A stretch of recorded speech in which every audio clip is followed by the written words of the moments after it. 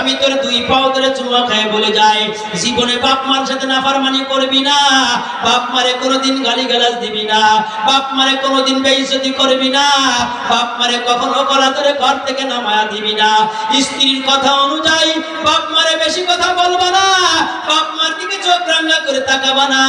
আমার আল্লাহর হাবিব বলে, আমার আল্লাহ নিজে বলে, ওয়ালা তাকুল্লাহুমা উফিন, বাপ মারে কখনো তুমি উফ শব্দও ব্যবহার করবা না, খবরদার উফ শব্দ ব্যবহার করবা না। আব্দুল্লাহ ইবনে মুবারক রাহমাতুল্লাহি আলাইহি, ও জালজালার দমন কলিজার টুকরা, কয় টাকার মালিক হইছো? তোমার আব্বা সালাম দিলে তুমি আব্বার সালামের উত্তর দিলে না, তোমার মা তোমারে ডাকে তুমি তোমার মার ডাকে সাড়া দিলে না, তোমার মার গ্যাসের ঔষধ লাগবে, তোমার মার গ্যাসের বড়ি লাগবে, তোমার মার পাউডার লাগবে, তোমার মার ঘরে ফ্যান নাই, তোমার মার ঘরে কয়েল নাই, তোমার মার আনতে পারে না। ও জবান কলিজার টুকরা, তুমি তোমার মার খেদমত করলে না, জান্নাতের ফেরানো কোনোদিন পাইবা না।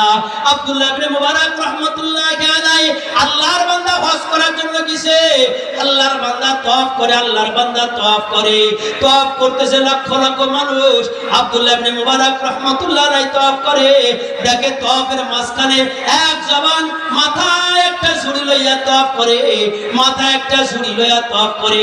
আব্দুল্লাহ ইবনে মুবারক রাহমাতুল্লাহি আলাইহি ডাক দিয়ে কয়, এ জওয়ান, তোমার এই ঝুড়ির ভিতরে কি তরমুজ আছে নাই? তোমার এই ঝুড়ির ভিতরে কি আলু আছে নাই? তোমার এই ঝুড়ির ভিতরে কি পেয়ারা আছে নাই? তুমি এইগুলোকে নিচে নামায়া তুমি তওয়াফ করতে পারো না? এই মক্কা মদিনায় তওয়াফ করার সময় তোমার সম্পদ তো কেউ চুরি করবে না, তুমি এইগুলো নামায়া তুমি একটু তওয়াফ করো।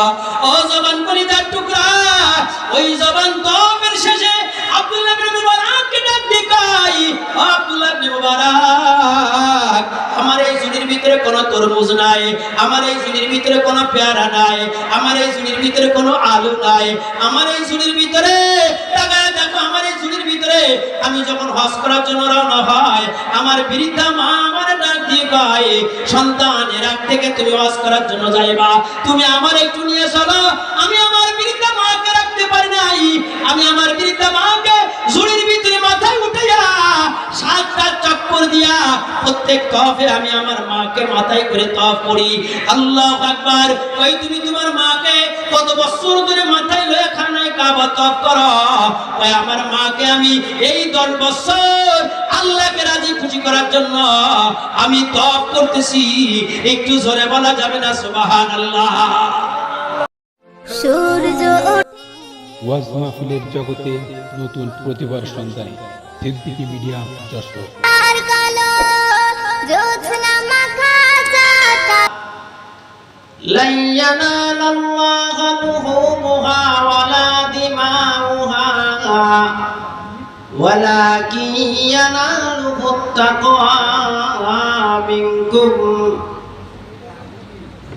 আও কামা ক্বালা আলাইহি ওয়াকালা রাসূলুল্লাহি সাল্লাল্লাহু আলাইহি ওয়াসাল্লাম, আখলিস দীনাকা ইয়াকফিকাল আমালুল কলিল আও কামা ক্বালা আলাইহিস সালাতু ওয়াসসালাম।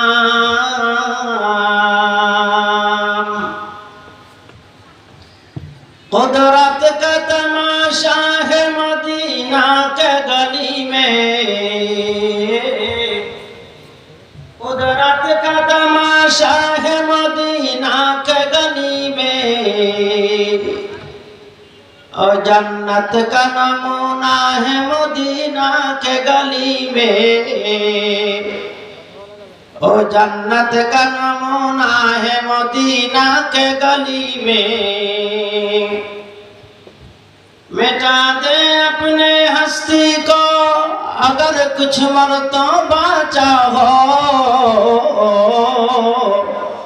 कि दाना खाक में मिलकर गुले गुलजार होता है, कि दाना खाक में मिलकर गुले गुलजार होता है। সকলে একটু মহব্বতের সাথে একটু দুরূদ শরীফ পড়ি।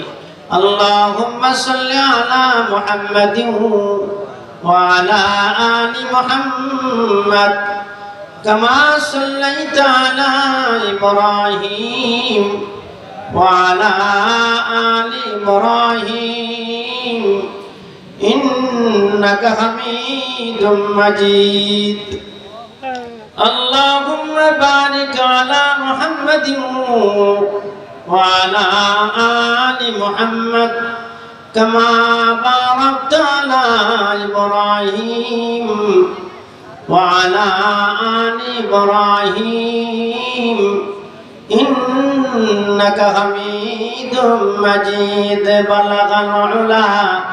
بلغ العلا بكماله كشف الدجى بجماله حسنة جميع خصاله صلوا عليه وآله تذكر قل لا إله إلا الله لا إله إلا الله আর একটু জোরে বলা যাবে না নাকি লা ইলাহা ইল্লাল্লাহ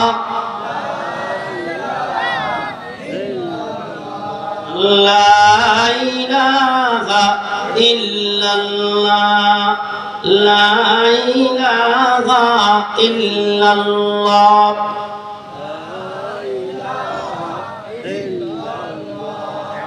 লা ইলাহা ইল্লাল্লাহু মুহাম্মাদুর রাসূলুল্লাহ। আলহামদুলিল্লাহ, জালঝাড়া নুরানি হাফিজিয়া কওমি মাদ্রাসার উদ্যোগে আয়োজিত আজকের এই মাহফিলের সম্মানিত সভাপতি জনাব মোহাম্মদ আবুল কালাম মোল্লা আলোচনা করেছেন।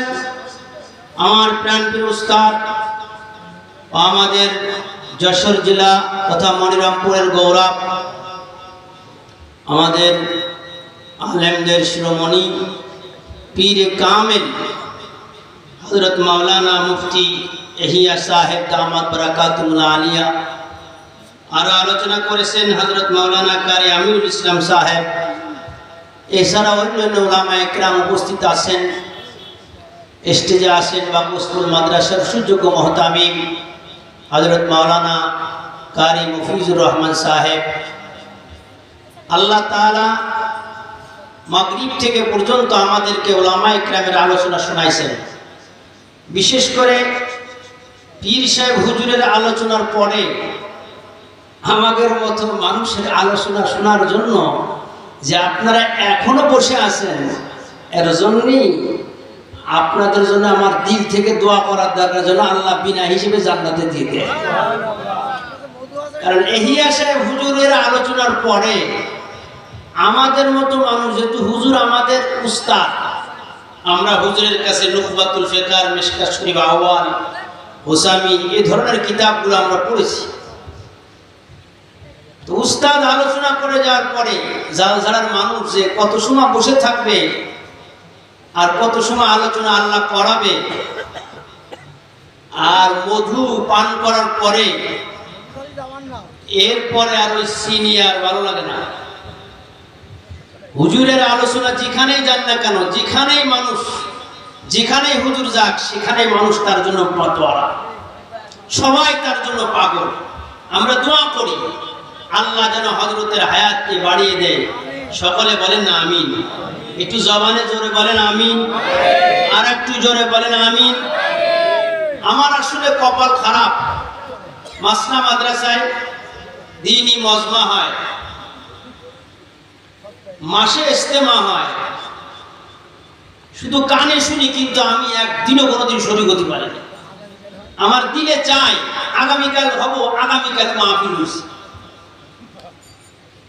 দিলে চাই যে ইনশাআল্লাহ এই সমস্ত মজমায় যেন শরীক হই। কারণ মাসনা মাদ্রাসায় আমাদের জীবন, 8 বছর লেখাপড়া করেছি মাসনা মাদ্রাসায়, মিজান থেকে নিয়ে মিশকাত পর্যন্ত। হুজুরের আব্বা ছিলেন আল্লাহ তাআলার বিশেষ একজন মানুষ। মৌলবী বলা হতো যাকে, মাওলানা না, মৌলবী এরশাদ সাহেব রহমতুল্লাহি আলাইহি। আমরা যদি উঁচু টুপি মাথায় দিতাম তো আমাদেরকে বলতো, মহিবুল্লাহ এই টুপি মাথায় দাও কি জন্য? যার সুন্নাত আদায় করার জন্য টুপি মাথায় দিবা, সে তো এই টুপি মাথায় দিত না। তার মানে রাসূলুল্লাহ সাল্লাল্লাহু আলাইহি ওয়াসাল্লাম, বলেন না সাল্লাল্লাহু আলাইহি ওয়াসাল্লাম কেমন টুপি মাথায় দিতেন, এটাও আমার উস্তাদের বাবা মৌলভী এরশাদ সাহেব স্বপ্নের মাধ্যমে বারবার মানুষকে জানায় দিয়েছে। এই জন্য এই সমস্ত মজমায়, এই সমস্ত বুজুর্গদের সোহবাতে যাওয়া দরকার। ভালো মানুষের সোহবাতে গেলে ভালো হওয়া যায়, খারাপ মানুষের সোহবাতে গেলে খারাপ হওয়া যায়। আপনি দেখবেন যারা দুনিয়াদার টাকা পয়সাওয়ালা, তাদের কাছে গেলে আপনার টাকা পয়সার চিন্তা বেড়ে যায়, কি করে টাকা কামাই করা যায়, কি করে বড় লোক হওয়া যায়। আর যারা আখিরাতমুখী, তাদের কাছে গেলে কিছু না হলেও কবরের কথা স্মরণ হয়। কথা বলেন না কেন, ঠিক কিনা জোরে বলেন। ভাই আপনারা আলোচনা শোনার আগে আপনারা আমার সাথে একটু মাঝে মাঝে ঠিকঠাক সুবহানাল্লাহ আলহামদুলিল্লাহ একটু মাঝে মাঝে কুতগাতা মারতে হবে। যেহেতু গরমের সময় আপনাদের গরম লাগতেছে, আর আমি বেশি সময় আলোচনা করব না, আপনাদের দরজোর ভাত ভেঙে যাবে, এত আলোচনাও করব না। অল্প একটু আলোচনা করেই ইনশাআল্লাহ মোনাজাত হয়ে যাবে। যেহেতু আমার ভাই, মহাব্বতের ভাই মতিয়ার রহমান সাহেব এই মসজিদ মাদ্রাসার মনে হয় সভাপতি, ভাইজান যখনই ডাক দে, এই মাঠে আমি আগেও কয়েকবার আসছি, খুব ভালো লাগে ভাইজানকে, যখনই ডাক দে তখনই আল্লাহ তাআলা যদি হায়াত থেকে এখানে চলে আসে। এই জন্য আমরা যখন এসেই পড়েছি তো কিছু কথা ইনশাআল্লাহ আমরা শুনে তারপরে বাড়ি যাওয়ার চেষ্টা করব। মাহফিলে বক্তা ওয়াজ করতে পারে না, ওয়াজ করাই কে? আর একটু জোরে বলেন। ওয়াজ করার মালিক কিনা জোরে বলেন? আল্লাহ। আল্লাহ শব্দ বলতে লজ্জা লাগতেছে, একটু জোরে বলেন না আল্লাহ। আর একটু জোরে বলেন আল্লাহ। আল্লাহ আল্লাহ জোরে বলেন না আল্লাহ। আল্লাহরে ডাকলেও আল্লাহ খাওয়ায়, আল্লাহরে না ডাকলেও আল্লাহ খাওয়ায়, ঠিক না? আল্লাহরে ডাকলেও আল্লাহ হায়াত দেয়, আল্লাহরে না ডাকলেও আল্লাহ হায়াত দেয়। আল্লাহরে ডাকলেও আল্লাহ বাচ্চা দেয়, আল্লাহরে না ডাকলেও আল্লাহ বাচ্চা দেয়। রামচন্দ্র জিরও আল্লাহ খাওয়ায়, খ্রিস্টানরাও আল্লাহ খাওয়ায়, হিন্দুদেরকেও আল্লাহ খাওয়ায়, বৌদ্ধদেরকেও আল্লাহ খাওয়ায়, মুসলমানদেরকেও আল্লাহ খাওয়ায়। বোঝা গেল দুনিয়ায় যতদিন থাকতে হবে একমাত্র ডাকতে হবে কাকে? জোরে বলেন আল্লাহ। আমাদের মালিক কি দুর্বল? এ আমাদের আল্লাহ কি দুর্বল? আমাদের আল্লাহ বড় মজার আল্লাহ। যেই বান্দা আল্লাহ রে আল্লাহ বলে ডাক দেয়, লা ইলাহা ইল্লাল্লাহু মুহাম্মাদুর রাসূলুল্লাহ, ওর দিল যদি আল্লাহ আল্লাহ বললে वाला দিল হয়, ওই বান্দার জিন্দেগীর গুনাহ আল্লাহ সাথে সাথে maaf করে দেয়। আমাদেরকে বানাইছে কে বলেন? আল্লাহ বানাইছে। নিয়ত করে নেন মওতের আগ পর্যন্ত, মওতের আগ পর্যন্ত ভালো মানুষদের সাথে থাকবো ইনশাআল্লাহ। নিয়ত আছে না? কার কার নিয়ত আছে হাত উঁচু করে দেখান তো একটু। এক হাত নয়, দুই হাত উঁচু করেন, এরকম দুই হাত। নারায়ে তাকবীর, আরো জোরে নারায়ে তাকবীর। কারণ ভালো মানুষদের কাছে থাকার অভ্যাস করা। কার ওসিলায় আল্লাহ কাকে maaf করবে দুনিয়ার কেউ বলতে পারে? জোরে বলেন। আজকের এই মাহফিলকে কেন্দ্র করে আল্লাহ আমার আপনার জীবনের সমস্ত গুনাহকে maaf করে দিবে। ইব্রাহিম আদহাম রহমতুল্লাহি আলাইহি তাকান আমার দিকে, আমি কোরআনের আয়াত থেকে একটু পরে যাব।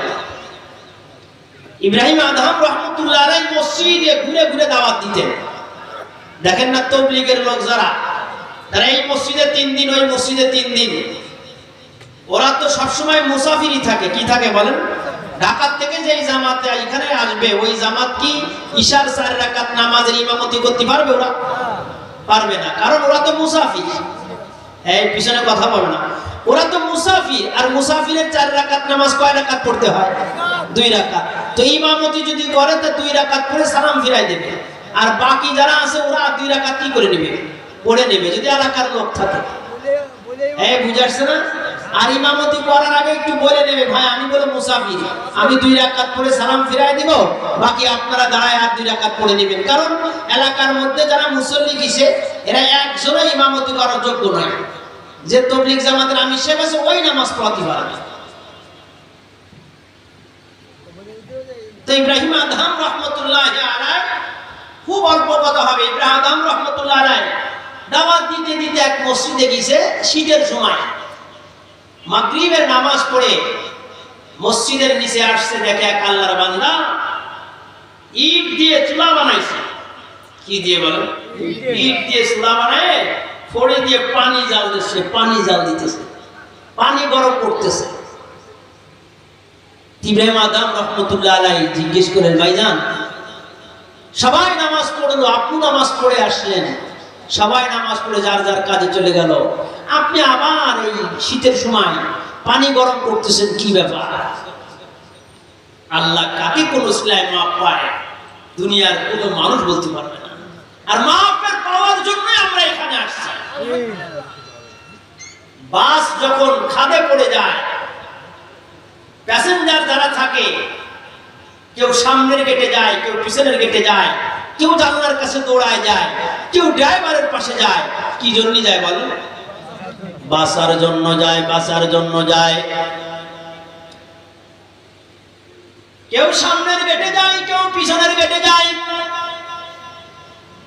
কেউ ইমাম সাহেবের কাছে যায়, কেউ মুয়াজ্জিনের কাছে যায়, কেউ মাসনায় যায়, কেউ মুফতি মুজিবুর রহমান সাহেবের কাছে যায়, কেউ পীর সাহেব চরমনার কাছে যায়, কেউ তবলিগে যায়, কেউ চরমনা যায়।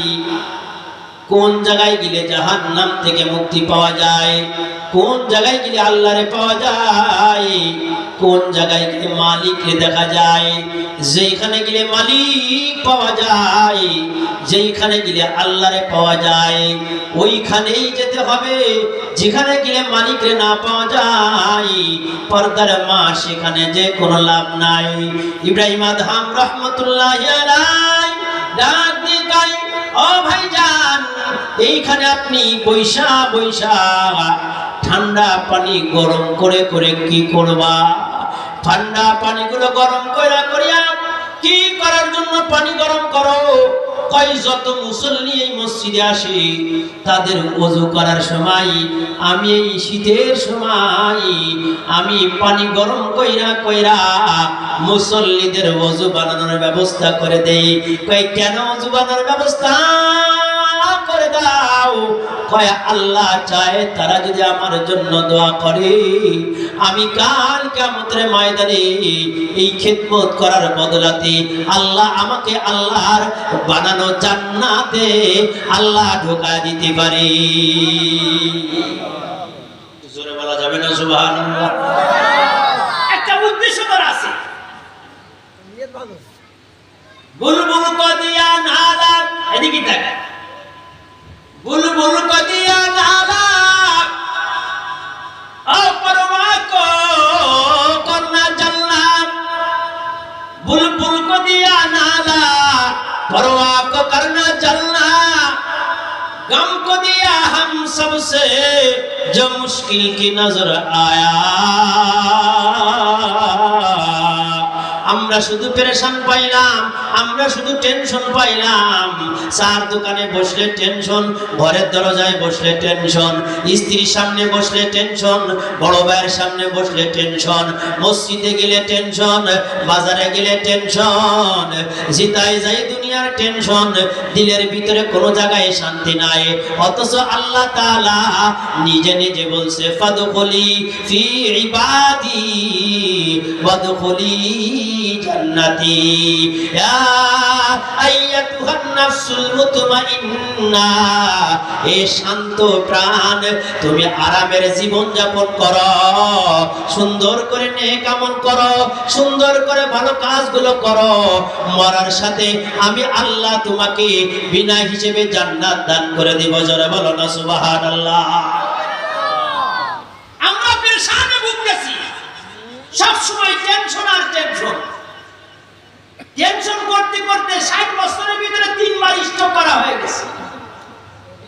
কথা কয় না? হ্যাঁ, এত টেনশন কি জন্য? আমাদের বানাইছে কে? জোরে বলেন, আরো জোরে বলেন, কে বানাইছে? আল্লাহ আমাদেরকে বানাইছে, সে আল্লাহ আমাদের খাওয়া। ভাইজান আমার, দোস্ত আমার, চলতে ফিরতে সব সময় আল্লাহকে স্মরণ করা।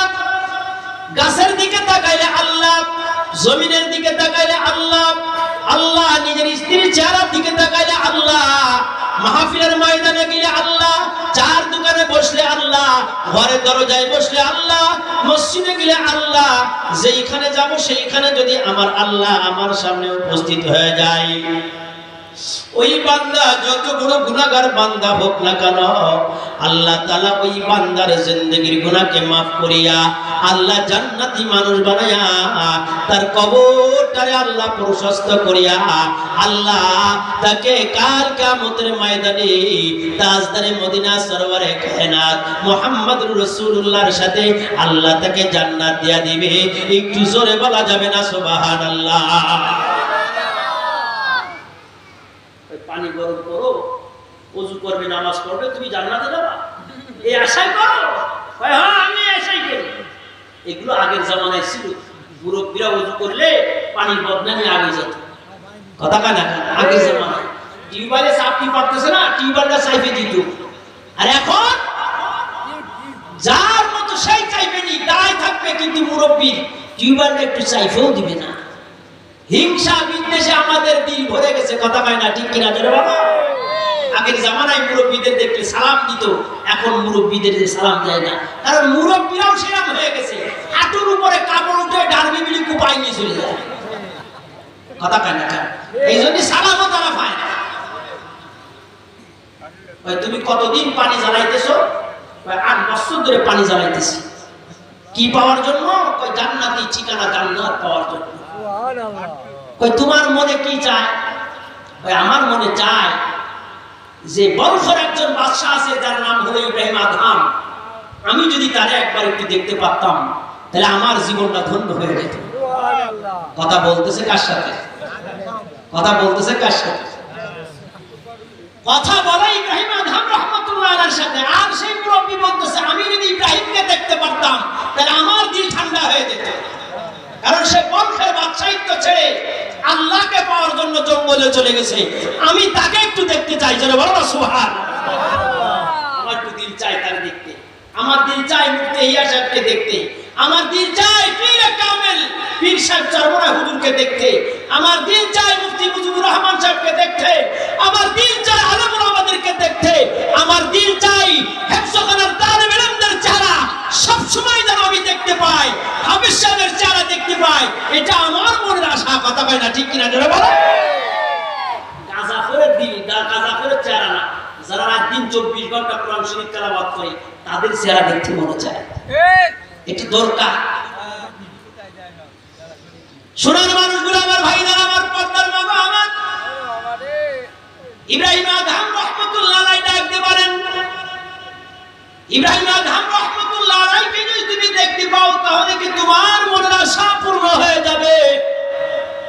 ইব্রাহিম আদহাম রাহমাতুল্লাহ আলাইহিকে দেখলে আমার মনের আশা পূর্ণ হয়ে যাবে। আর যখন ইব্রাহিম আদহাম রাহমাতুল্লাহ আলাইহি আমার কাছে আসবে, আমি আল্লাহর দরবারে 2 হাত উঁচু করে দোয়া করব, আল্লাহ ইব্রাহিম আদহাম রাহমাতুল্লাহ আলাইহিকে আমাকে দেখা দিছো। আয় আল্লাহ, ইব্রাহিম আদহাম রাহমাতুল্লাহ আলাইহি আমার পাশে থাকা অবস্থায় তুমি আমার মৃত্যু দিয়ে দাও। যেন ইব্রাহিম জন্মের মতো আমার জানাজার নামাজটা পড়া দিতে পারে। ও আল্লাহ, আমার জানাজার নামাজ যেন একজন ভালো মানুষ পড়াইতে পারে।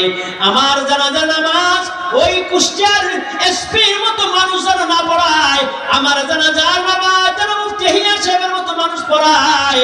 আমার জানাজার নামাজ যেন জালজারা হাফিজিয়া মাদ্রাসার মতন সে পড়ায়। ও ভাইজান, আমি যদি ইব্রাহিম আদহাম রাহমাতুল্লাহ আলাইহিকে দেখতে পাই তাহলে আমি আল্লাহর কাছে দোয়া করব, আল্লাহ তুমি আমার জীবনে বহুত আশা তুমি পূর্ণ করেছো। আল্লাহ তুমি আমার আশা পূরণ করো, তুমি এখনই আমার মৃত্যু দিয়া দাও। ইব্রাহিম আদহাম রহমতুল্লাহ আলাইহি জানো আমার জানাজার নামাজ পড়ায়া আমার মনটারে শীতল করে দিয়ে যায়, আমার জান্নাতে যাওয়ার ওসিলা হয়ে যায়। ও ভাইজান, আমি তো আপনারে চিনি না, আপনার পরিচয় বলেন। আমি 8 বছর মসজিদের দরজায়, আমি 8 বছর মসজিদের দরজায় পানি গরম করিয়া করিয়া মানুষের ওযু বানানোর ব্যবস্থা করে দিলাম। দুনিয়ার কোনো উদ্দেশ্য দিলাম নাই, একমাত্র আল্লাহর পাওয়ার জন্য। জানজার ভাইজান, এই মাহফিল দুনিয়ার কোনো উদ্দেশ্য নয়, এই মাহফিল একমাত্র আল্লাহর পাওয়ার জন্য। হেফজখানা করা দুনিয়ার কোনো উদ্দেশ্য নয়, হেফজখানা মাদ্রাসা প্রতিষ্ঠা করা কোনো সভাপতির জন্য নয়, পাগড়ি দেওয়া কোনো নামের জন্য নয়, একমাত্র লিল্লাহি আল্লাহর জন্য যদি হয়ে যায়, যারা পরিমাণ ঈমান যদি ইখলাসের সাথে হয়, কঠিন মুসিবতের দিন আল্লাহ বিনা হিসেবে জান্নাতি মানুষ বানায় দিবে। একটু জোরে বলা যাবে না সুবহানাল্লাহ? যদি নাম থাকে যে সব এলাকায় হেফজখানা আছে, আমরা একটা হেফজখানা করবো, তাহলে কি সব হবে?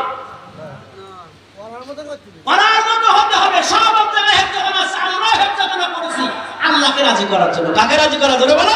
আল্লাহকে রাজি করার জন্য। আর জালসার এই জায়গাটা হলো সবথেকে ভালো জায়গা। আলহামদুলিল্লাহ। আমি যতবার এখানে আসছি আমার দিলটা খুব ভালো লাগে যে এখানে ঢোকার পরেই একটা দ্বীনি পরিবেশের বাতাস পাওয়া যায়। জোরে বলা যাবে না সুবহানাল্লাহ? এখানে আগে মাদ্রাসা ছিল না, এখন মাদ্রাসা হয়েছে, এতে আপনারা খুশি না বেজার? আরো জোরে বলেন তো, একটু জোরে বলেন তো। আরে নির্বাচনের স্লোগান কি এরকম হয় নাই? তো কত জোরে হয়, আর একটু জোরে বলেন তো। খুশি কে কে? হাত উঁচু করে আল্লাহর দেখান। নারায়ে তাকবীর।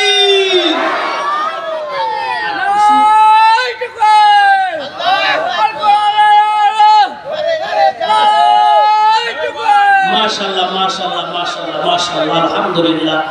আল্লাহ তাআলা আমাদের সকলের নিয়তকে কবুল করুক। সকলে বলেন আমিন। তো পিছন থেকে ডাক দিয়ে বলছে, হ্যাঁ এই যে নারায়ে তাকবীর দিল, অনেক এবার মিসকি করে হাসতেছে। ও নারায়ে তাকবীর দিয়ে আর কি? তোমরা তো ভালো মানুষগুলো পাইলে না, কথা কয় না? তোমরা দামি মানুষ, তোমাদের বগলে তো ইট অহংকারে ভরে গেছে, একজন তো নারায়ে তাকবীর দিলে না। ও তো দাঁড়ায় নারায়ে তাকবীর দিল। নারায়ে তাকবীরের আওয়াজে সারা পৃথিবীর মুসলমান এখন জিন্দা আছে। ফিলিস্তিনের মুসলমানের দিকে তাকায় দেখো, একটা শহর ছিল নিরাপদ, সেই ফিলিস্তিনের সেই শহরটাকে জাররা জাররা করে ফেলতেছে বেঈমানের দল। মুসলমানের একটা হাতিয়ার আছে, নারায়ে তাকবীরের হাতিয়ার। নারায়ে তাকবীর দিলে যে হারবে, ওর ঈমানের ভিতরে ঘাটতি আছে। কথা কয় না? ঠিক কিনা জোরে বলো। আমরা তো মার পেটে আছি, বুঝতে পারতেছি না। আমরা তো মায়েরও খাইতেছি না, মাও খাইতেছি না, আমরা তো পুলিশও ধরতেছে না, আমাদের তো কোনো সমস্যা নাই, খাইতেছি আর লা ইলাহা ইল্লাল্লাহ জিকির করতেছি। আর ফিলিস্তিনের মুসলমানগুলো কত কষ্ট আছে, খাবার নাই, পানি নাই, কোনো কিছু নাই। একটা শহরে তারা নিরাপদ ছিল, সেই ইসরায়েলের বেঈমানগুলো সেই শহরটাকে হামলা করে জাররা জাররা করে ফেলতেছে। আমরা 2 রাকাত নামাজ পড়েও তাদের জন্য দোয়া করি না। এত বখিলের বখিল আমরা হয়েছি। কথা কয় না? ঠিক কিনা জোরে বলে? এইজন্য যেখানে নারায়ে তাকবীর, আপনাদের এই বাজারটার নাম কি? জালছাড়া বাজার। এখানে তার পাহারাদার আছে না? পাহারাদার নেই। মনিরামপুরের বাজারে পাহারাদার আছে, নাইট গার্ড আছে, 10টা 12টা নাইট গার্ড আছে। রাত 12টার পরে নাইট গার্ড গুলো যখন পাহারাদারি করে, ওদের হাতে দেখবেন এই সাইজের একটা লাঠি থাকে। আমরা যারা মাহফিল করে যাই, রাত্রে আমাদের ওদের সাথে সাক্ষাৎ হয়, আর কারোর সাথে সাক্ষাৎ হয় না। এরকম একটা লাইট আছে, একটা লাঠি আছে, একটা লাইট আছে। দেখবেন 10 জন মানুষ পাহারা দিচ্ছে, ডাকাত আসছে 20 জন। কয়জন জোরে কম? এদের কাছে তো কোনো অস্ত্র নাই, কিছুই নাই। এই 20 জন অস্ত্র নিয়ে আসছে, যখন এদেরকে অ্যাটাক করবে তখন এরা কি করে? এরা এক পাশে 10 জন উঠে যায়, যদি বাজারের পাশে যে খালি একটা চিৎকার দেয় যে ডাকাতির দল আইছে, তোরা কে কোথায় আছিস, তাড়াতাড়ি চলে আয়।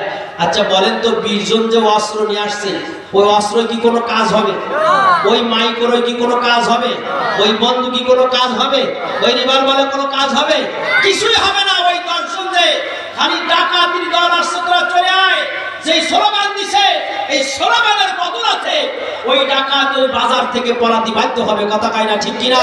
মুসলমানের কাছে কোনো হাতিয়ার নাই, মুসলমানের কাছে নারায়ে তাকবীরের একটা চিৎকার আওয়াজ আছে। এই আওয়াজের ধ্বনি যদি মুসলমান ভুলে যায়, মুসলমানের কপালে জুতার বাড়ি ছাড়া অন্য কিছু পাবে না। কথা কয় না ঠিক কিনা? জোরে বলেন। সবসময় মুসলমানদের পক্ষে থাকতে হবে। আল্লাহ তাআলা বলেন আমাদেরকে, আল্লাহ নিজেই ডেকে বলছেন ওয়াদাইয়ান ইলাল্লাহি বিইذনিহি ওয়াসিরাজাম মুনীরা। আমার আল্লাহ ডাকতে বলেন দোকানের সামনে পড়বা, আল্লাহকে ডাকবা, আল্লাহর দিকে মানুষকে ডাকবা। ঘরে যাইবা, সেখানে স্ত্রীকে আল্লাহর দিকে ডাকতে হবে। এই পর্দার মা, ভোটের জন্য আল্লাহকে না ডাকা, দুনিয়ার স্বার্থে আল্লাহকে না ডাকা, দিনের জন্য আল্লাহকে ডাকা। পর্দার মা গো, 5 জন মহিলা এক জায়গায় বলবা, সেখানেও দিনের দাওয়াত দিতে হবে। আজকের সমাজে দিনের দাওয়াত নাই, সমাজে দিনের কোনো কথা নাই, সমাজে কোনো ওয়াজ নসিহত নাই। দাওয়াত তাবলীগ ওয়ালাদের দেখলে ঘরের ছাদের পরে যে পলায় থাকে, পুলিশ দেখলে পলায় না, তাবলীগ ওয়ালাদের দেখলে পলায়। কাস্তের দিনে লোক পাওয়া যায় না। ও দোস্ত, আল্লাহু আকবার, ইস্তেমার দিনে লোক পাওয়া যায় না। যতদিন দিনের দাওয়াতের কাজ বন্ধ হয়ে যাবে, যখন দিনের দাওয়াতের কাজ বন্ধ হয়ে যাবে, মানুষ বেঈমান হয়ে কাফের হয়ে কবরে চলে যাবে। আর দিনের দাওয়াত যতদিন থাকবে, আল্লাহ দিনকে জিন্দা রাখবে। পীর সাহেব গুমরাহ হয়ে যেতে পারে, মুফতি সাহেব গুমরাহ হয়ে যেতে পারে, আলেম সাহেব গুমরাহ হয়ে যেতে পারে, কারি সাহেব গুমরাহ হয়ে যেতে পারে, কিন্তু যেই বান্দা দিনের দাওয়াত দেয়, ওই বান্দা কোনোদিন গুমরাহ হতে পারে না। কথা কয় না ঠিক কিনা? পীর সাহেব অভাবে পড়েছে, পীর সাহেব অভাবের মধ্যে পড়েছে, পীরগিরি ছুটে গেছে। আলেম সাহেবের টাকা নাই, পাঞ্জাবি খুলে ফেলেছে, দাড়ি চুলে ফেলেছে, বিদেশ রওনা হইছে, টাকা নাই যার জন্য বাবা। কিন্তু যেই বান্দা দিনের দাওয়াত দেয়, যেই বান্দা আল্লাহর কথা বলে, যেই বান্দা নবীর কথা বলে, যেই বান্দা কোরআনের কথা বলে, ও যতই অভাবী হোক না কেন, ওই বান্দা কোনোদিন গোমরাহ হয় না। ইব্রাহিম আদম রাহমাতুল্লাহ আলাইহি ডাক দিয়ে কয়, ও ভাইজান, তোমার সামনে যেই বান্দা দাঁড়িয়ে আছে, এই বান্দা আমার নামই হলো ইব্রাহিম আদম, আমি তোমার দরবারে উপস্থিত হয়ে গেছি, আমাকে জনমের মতো দেখে নাও। আল্লাহর বান্দা যখন দেখে নাই, তখন আল্লাহর বান্দা পানি গরম করা বাদ দিয়া আল্লাহর দরবারে 2 খানা হাত উঁচু করে আল্লাহরে বলে, আল্লাহ, আয় আল্লাহ, আমার দিনের আশা হলো তুমি এখনই আমার মৃত্যু ঘটায় দাও। আল্লাহ, তুমি আমাকে এখনই মৃত্যু দিয়া দাও। আয় আল্লাহ, ইব্রাহিম আদম আমার পাশে দাঁড়িয়ে আছে, ইব্রাহিম যেন গোসল দিয়া কাফনের কাপড় পরায়া আমার জানাজার নামাজটা যেন পড়া যায়। আয় আল্লাহ, আমার মনের আশা হলো ভালো মানুষ যে আমার গোসলটা হোক, ভালো মানুষ যে আমার জানাজার নামাজটা হোক, ভালো মানুষ যে আমার কাফনের কাপড়টা হোক, ভালো মানুষ যে আমার কবরটা গোছা হোক। আল্লাহ, তুমি আমার মৃত্যু দিয়া দাও।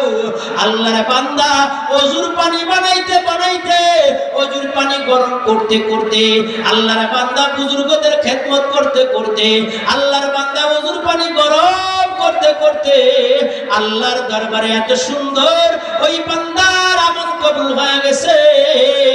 আল্লাহর বান্দা যখন আল্লাহর ডাক দেয়, আল্লাহর বান্দার জবানে কালেমা এসে যায়, আশহাদু আল্লা ইলাহা ইল্লাল্লাহু ওয়া আশহাদু আন্না মুহাম্মাদান আবদুহু ওয়া রাসূলুহু। আল্লাহর বান্দা কালেমা পড়ছে, আল্লাহর বান্দা মসজিদের বারান্দায়, আল্লাহর বান্দা নিজে নিজে মসজিদের বারান্দায়, আল্লাহর বান্দা উত্তর দিক মাথা দিয়ে শুয়ে গেছে। অমত অবস্থায় আল্লাহ তাআলা এই সাধারণ মানুষ, যারা দেখতে তেমন ভালো নয়, যার তেমন কোনো দামি আমল নাই, সাধারণ মানুষ, মানুষের ওযু করাইতো, মানুষকে ঠান্ডা পানি গরম করাইয়া আল্লাহর বান্দা 8 বছর খেদমত করেছে। আল্লাহর বান্দা ওযু শেষে আল্লাহর বান্দা যখন হাত উঁচু করে আল্লাহর কাছে দোয়া করে, আয় আল্লাহ, তুমি আমার মৃত্যুটা তুমি মসজিদের বারান্দায় এখনই দিয়া দাও। একটু জোরে বলা যাবে না সুবহানাল্লাহ? আর একটু জোরে বলো না সুবহানাল্লাহ?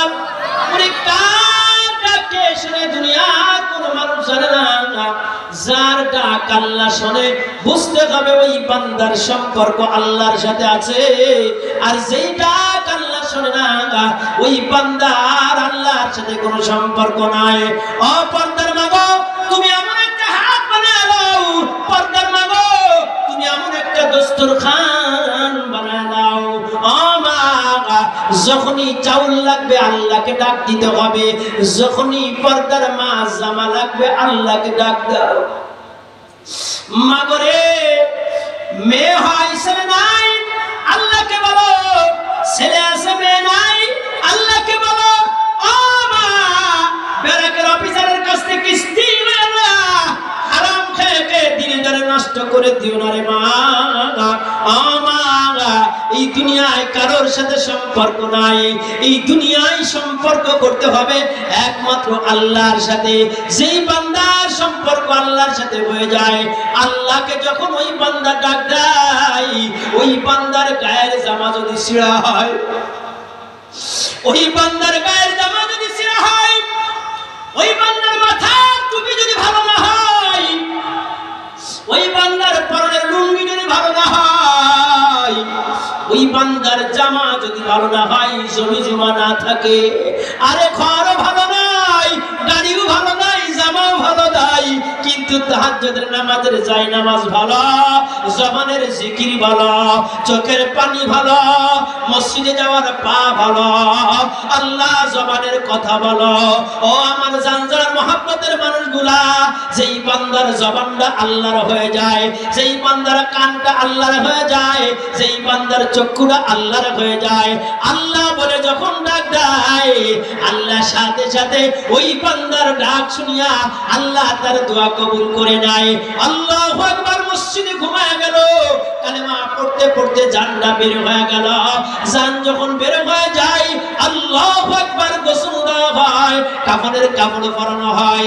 ইব্রাহিম আদম রাহমাতুল্লাহি আলাইহি আল্লাহর বান্দা জানাজার নামাজ পড়াইয়া কবরের ভিতরে নামাইয়া আল্লাহর বান্দা আকাশের দিকে হাত উঁচু করে আল্লাহরে কয়, আল্লাহ আমার দায়িত্বটা ছিল আমি সব করে দিলাম, আল্লাহ তুমি এই বান্দারে তুমি মাফ করে দাও। আয় আল্লাহ, তার কবরটারে তুমি জান্নাতের টুকরা বানায় দাও। তার দিলের আশা ছিল একজন ভালো মানুষ দ্বারা জানাজার নামাজ হোক, একজন ভালো মানুষের সোহবতে যা যেন কবরে যেতে পারি। আল্লাহু আকবার। এক সপ্তাহ পরে বন্ধুর স্বপ্ন দেখায়, ইব্রাহিম আদম রাহমাতুল্লাহি আলাইহি জানাজার নামাজের বদলতে আল্লাহ আমার কবরটারে জান্নাতের বাগিচা বানায় দিয়েছে। একটু জোরে বলা যাবে না সুবহানাল্লাহ?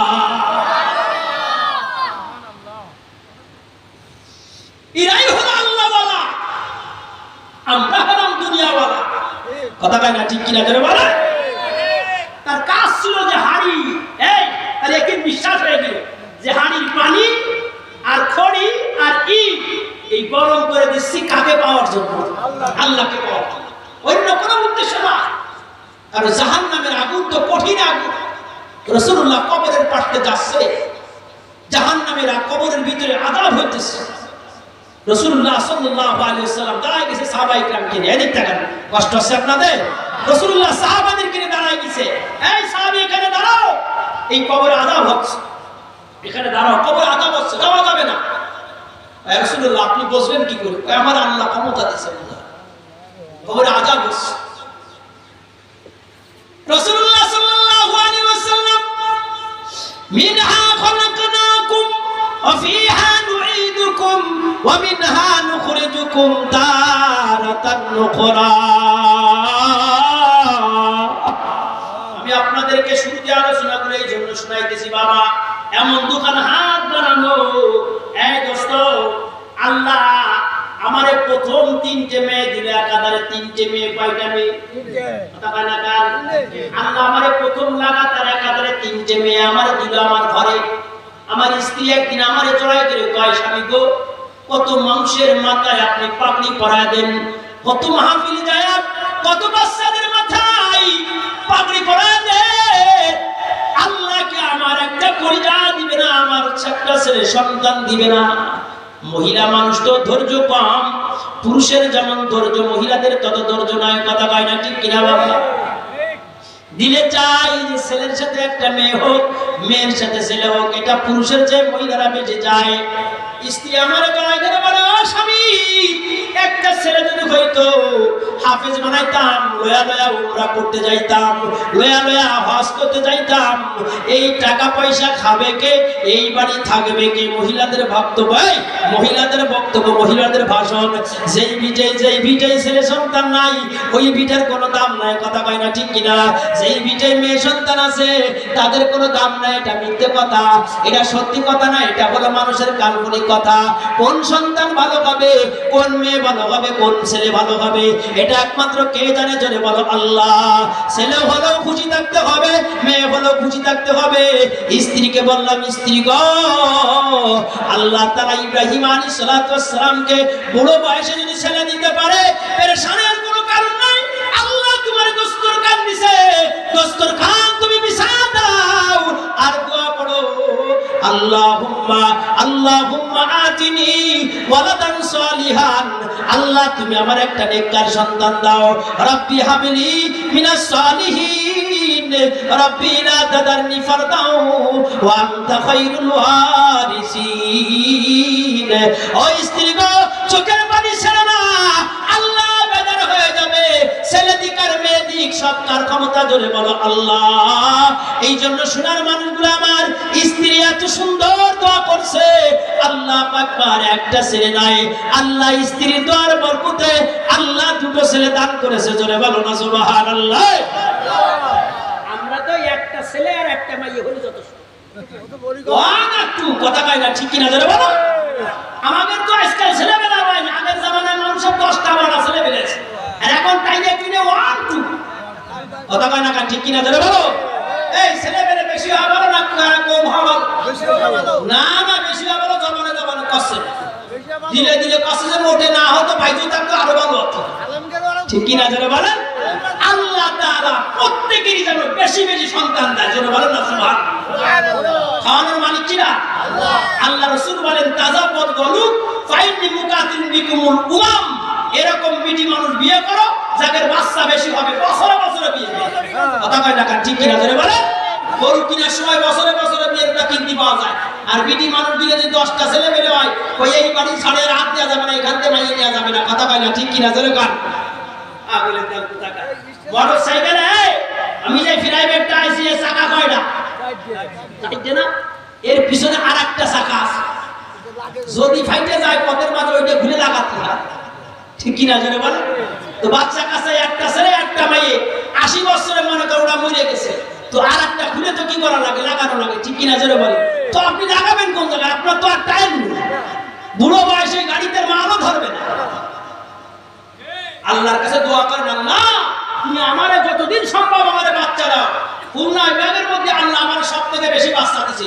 একটু জোরে বলা যাবে না সুবহানাল্লাহ? কয়টা? 5টা। কি 5টা? আরে এত তো ছয় ফেলেছি। 4 5 6 7 5 আর কত? 6টা দিছি। আল্লাহর কাছে দোয়া করি, আল্লাহ 10টা বাচ্চা দিবা। কয়টা বাচ্চা দিবা? জোরে বলো। আপনারা তো বুড়ো মানুষ, আমার শিক্ষায় যারা আছে, আল্লাহর কাছে দোয়া করেন, আল্লাহ যেন আমাদের দুনিয়ার সমস্ত মানুষের হায়াতে বরকত দেয়। রাসূলুল্লাহ সাল্লাল্লাহু আলাইহি ওয়াসাল্লাম নিজে আমাদেরকে শিখায় দিয়েছেন, দুনিয়ার মানুষ রাসূলুল্লাহ কবরের পাশে দাঁড়ায় সাহাবাদেরকে বলছে, এখানে দাঁড়াও, এখন সাহাবীর কবরে আযাব হইতেছে, দাঁড়াও দোয়া করো। সাহাবীদেরকে নিয়ে কবরের পাশে দাঁড়ায় দোয়া করতেছে, আয় আল্লাহ তুমি কবরের আযাব maaf করে দাও। দোয়া করতেছে কিনা? জোরে বলেন, আরো জোরে বলেন। রাসূলুল্লাহ দোয়া করেন, আয় আল্লাহ তুমি কবরের আযাবকে maaf করে দাও।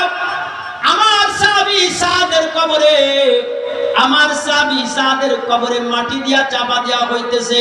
আয় আল্লাহ আমি তোমার দোস্ত, আমি তোমার হাবিব, আল্লাহ তুমি কবরের আযাব যদি maaf না করো, আমি এই কবরের পাশে যেতে রাজি নাই।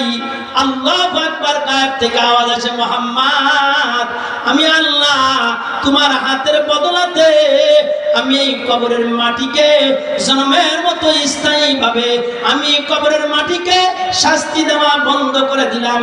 একটু জোরে বলা যাবে না সুবহানাল্লাহ? এই জন্য সোনার মানুষগুলা আমি এত সময় আপনাদের শোনাইতে চাইলাম, আল্লাহ কার হাতের ওসিলায় কাকে মাফ করে দেয়। পীর সাহেব হুজুর বয়ান করে গেছেন, মুফতি সাহেব বয়ান করে গেছেন। আল্লাহু আকবার, আগামীকাল সম্মেলন আছে। আল্লাহ কার হাতের ওসিলায়, আল্লাহ কার কথার বদলাতে, আল্লাহ কার জানাজা নামাজের বদলাতে আল্লাহ কবরের আযাব মাফ করে দেয়। দুনিয়ার কোন মানুষ বলতে পারে না। সোনার মানুষগুলো ইন্নাল্লাযীনা আমানু ওয়া আমিলুস সালিহাত কানাত লাহুম জান্নাতুল ফিরদাউস নুজুলা। যতদিন বাঁচতে হবে দুটো আমল করতে হবে। এক নম্বর ঈমান ঠিক করতে হবে, দুই নম্বর আমলে সালাহ করতে হবে। এই দুটো জিনিস যদি সুন্দর করা যায়, এই দুটো জিনিস যদি ভালো করা যায়, আমার ঈমান যদি ভালো হয়ে যায়, আমার আল্লাহর পরে বিশ্বাস যদি ভালো হয়ে যায়, ও মাইয়াতাওয়াক্কাল আলাল্লাহ ফাহুয়া হাসবুহু ওয়া নি'মাল ওয়াকিল। যেই বান্দা আল্লাহর পরে ভরসা করবে, আমার আল্লাহ আমারে খাওয়ায়, আমার আল্লাহ আমারে চালায়, আমার আল্লাহ আমারে ইজ্জত দেয়, আমার আল্লাহ আমারে অভাব দেয়, আমার আল্লাহ আমারে টাকা দেয়, সেই বান্দা বান্দিরে বিশ্বাস হয়ে যায়, আল্লাহ তাআলা তার জিন্দেগিতে কোনোদিন অভাব দেয় না। আল্লাহ তার শান্তি দিয়ে দেয়, আল্লাহ তার ঘরের ভিতরে শান্তি দেয়, আল্লাহ তার ব্যবসার ভিতরে বরকত দিয়ে দেয়, আল্লাহ তার কবরের আযাব মাফ করে দেয়, আল্লাহ বালা মুসিবত দূর করে দেয়। আর যেই বান্দার আল্লাহর পরে ভরসা নাই, ওই বান্দা যদি 5 লক্ষ টাকাও কিস্তির টাকা নাই, 5টা সন্তান যদি বিদেশ থাকে, 10 বিঘে জমিরও যদি মালিক হয়, ওই বেনজির আহমদের মতো কোটি কোটি ডলার যদি মেরে মেরে চুরি করে বিদেশ পাচার করে, শান্তি জীবনে চোখে দেখতে হবে না। কথা কয় না কা ঠিক কিনা? শান্তি দেওয়ার মালিক কি বল? আল্লাহ। এই জন্য ভরসা কার উপর রাখতে হবে? আল্লাহর উপর ভরসা রাখতে হবে। আমাদের সামনে যে দিনগুলো আছে, এই দিনগুলোর ভিতরে একটা দিন আছে যার নাম হলো কুরবানির দিন। কিসের দিন জোরে বলেন? কুরবানি ফরজ না ওয়াজিব না সুন্নাত? কথা কয় না? কুরবানি ফরজ না ওয়াজিব না সুন্নাত? কুরবানি দেওয়া হলো ওয়াজিব। জোরে বলেন, কুরবানি দেওয়া কি ওয়াজিব? আমি আপনাদের সামনে আয়াত পড়েছি, আমা ইয়াতাওয়াক্কাল আলাল্লাহ ফাহুয়া হাসবুহু, যে আল্লাহর উপর ভরসা করবে আল্লাহ তার জন্য যথেষ্ট হয়ে যাবে। কথা কয় না ঠিক কিনা? জোরে বলেন। 1 নম্বর আল্লাহর উপর ভরসা করতে হবে। কুরবানি দেওয়া ওয়াজিব। কুরবানি কয় টাকা পরিমাণ হলে কুরবানি ওয়াজিব হবে জানা আছে কারণ? এই জামানায় যদি কেউ 1 লাখ টাকা পরিমাণ মালের মালিক হয়, কয় লাখ টাকা? 1 লাখ টাকা পরিমাণ মালের মালিক হয়, তাহলে তারপরে কুরবানি ওয়াজিব। এখন এইবার আপনি হিসাব করে দেখেন, আপনার দুটো গরু আছে যার দাম 2 লাখ টাকা। কয় লাখ টাকা জোরে বলেন? 2 লাখ টাকা। তো 2 লাখ টাকা দুটো গরু যদি 2 লাখ টাকা হয়, ওই গরু না হলেও আমার সংসার চলে, তাহলে আমার পরে কুরবানি ওয়াজিব হবে কি হবে না? আরো জোরে বলেন। হুজুর আমি কুরবানি দেওয়া আমার এবার আমাদের সম্ভব হচ্ছে না, কারণ আমার ছেলের এবার বিদেশ পাঠাইতে আমি 2 লাখ টাকা ঋণ হয়ে গেছি। ছেলে বিদেশ পাঠাইতে এবার 2 লাখ টাকা ঋণ হয়ে গেলাম, জমি কিনতে যাই 1 লাখ টাকা ঋণ হয়ে গেছি। হুজুর আমি তো ঋণী রয়েছি, আমার কুরবানি দেওয়া যাবে কি যাবে না? ভাইজান মাসলা শুনে যান, এই ঋণগুলো সেই ঋণ নয় যে জমি কিনতে যা ঋণ হয়ে গেলাম বলে কুরবানি দেওয়া যাবে না, এটা কোনো মাপ নাই। জমি কিনতে যা ঋণ হলে তাকে কুরবানি দেওয়া লাগবে। ছেলে বিদেশ পাঠাইতে গেলে ঋণ হয়ে গেছো, তাও তার কুরবানি দেওয়া লাগবে, কারণ ছেলে বিদেশ না পাঠাইলেও তো আমার চলতো। কথা কয় না ঠিক কিনা? হুজুরে বারা মেরা টাকা ঋণ হয়ে গেছি, একটা গাড়ি কিনেছি 8 লাখ টাকা দিয়ে ঋণ হয়ে গেছি, কুরবানি দেওয়া যাবে কিনা? হুজুর কুরবানি তো কর্জ করে দেওয়া যায়, কুরবানি কর্জর টাকা দিয়ে কুরবানি দেওয়া যায়। দিকে তাকান বাবা, কর্জর টাকা দিয়ে কুরবানি দেওয়া যায়। এখন আমার কাছে নাই, আমি একজনের কাছ থেকে লয়া কুরবানি দেব, এটা আমার জন্য জায়েজ আছে। প্রত্যেকের বাড়ি বাড়ি এই জামানায় 1 লাখ টাকার মালিক এমন কোনো বান্দা নাই, জাল ছাড়াই মনে এমন কোনো ঘর নাই যেই ঘরওয়ালা 1 লাখ টাকার মালিক নাই। আমার দুটো শিশু কাঠ আছে, শিশু কাঠ গাছ আছে, যার দাম হলো 1 লাখ টাকা। আমার পরে কুরবানি ওয়াজিব। আল্লাহু আকবার। আমার 2 বিঘা জমি আছে, 1 বিঘা ধান আছে, আর 1 বিঘা মোটরসাইকেল দাম না পেলে আমার চলে, আমার পরে কুরবানি ওয়াজিব হয়ে যায়। আমার একটা মোটরসাইকেল আছে যার দাম হলো 2 লাখ টাকা, আমার মোটরসাইকেল না হলেও আমার চলে, তাহলে আমার পরে কুরবানি ওয়াজিব হয়ে যাবে। আমার স্ত্রী অলংকার আছে যার দাম হলো 5 লাখ টাকা, আমার পরে কুরবানি ওয়াজিব হয়ে যাবে। আর যাদের পরে কুরবানি ওয়াজিব হলো তারা যদি কুরবানি না দেয়, আর এলাকার নেতা গুতা বসিয়া সবাই লিস্টি করে নুটনো গোশত কার কার বাড়ি দেওয়া যায়, দেখো এলাকায় কার কার কুরবানি দেয় নাই, তাদের বাড়ি নুটনোর গোশত দাও। যাদের পরে কুরবানি ওয়াজিব তাদের বাড়ি যদি গোশত পৌঁছায় দেওয়া হয়, তুমি গুনাহগার হয়ে যাবে। কথা কয় না ঠিক কি না? গোশত ভাগ করে দেওয়া এটা ফরজ না ওয়াজিব না সুন্নাত না মুস্তাহাব? কথা কয় না কারে? আমরা যে গোশতটা ভাগ করে দিই, এই গোশতটা ভাগ করে দেওয়া ফরজ না সুন্নাত না ওয়াজিব না মুস্তাহাব? মুস্তাহাব। দিলেও সব, না দিলে কোনো গুনাহ নাই। আপনার গরুর গোশত আপনি সব নিজে খেয়ে ফেলবেন, এলাকার লোক কিছু করতে পারবে না আপনারা। কথা কয় না ঠিক কি না জোরে বলো?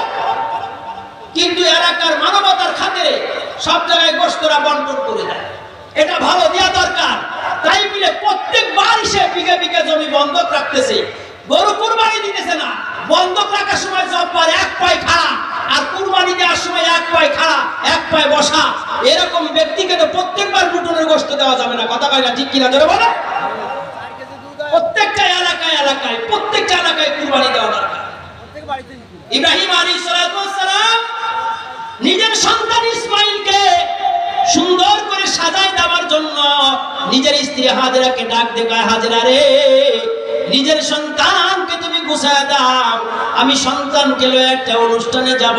আল্লাহ সবার জানা আছে, তারপর আমি আপনাদের একটু শুনি টাচ দিয়া বাবা আমি মাঝখানে ফেলে আলোচনাটা করে যাই।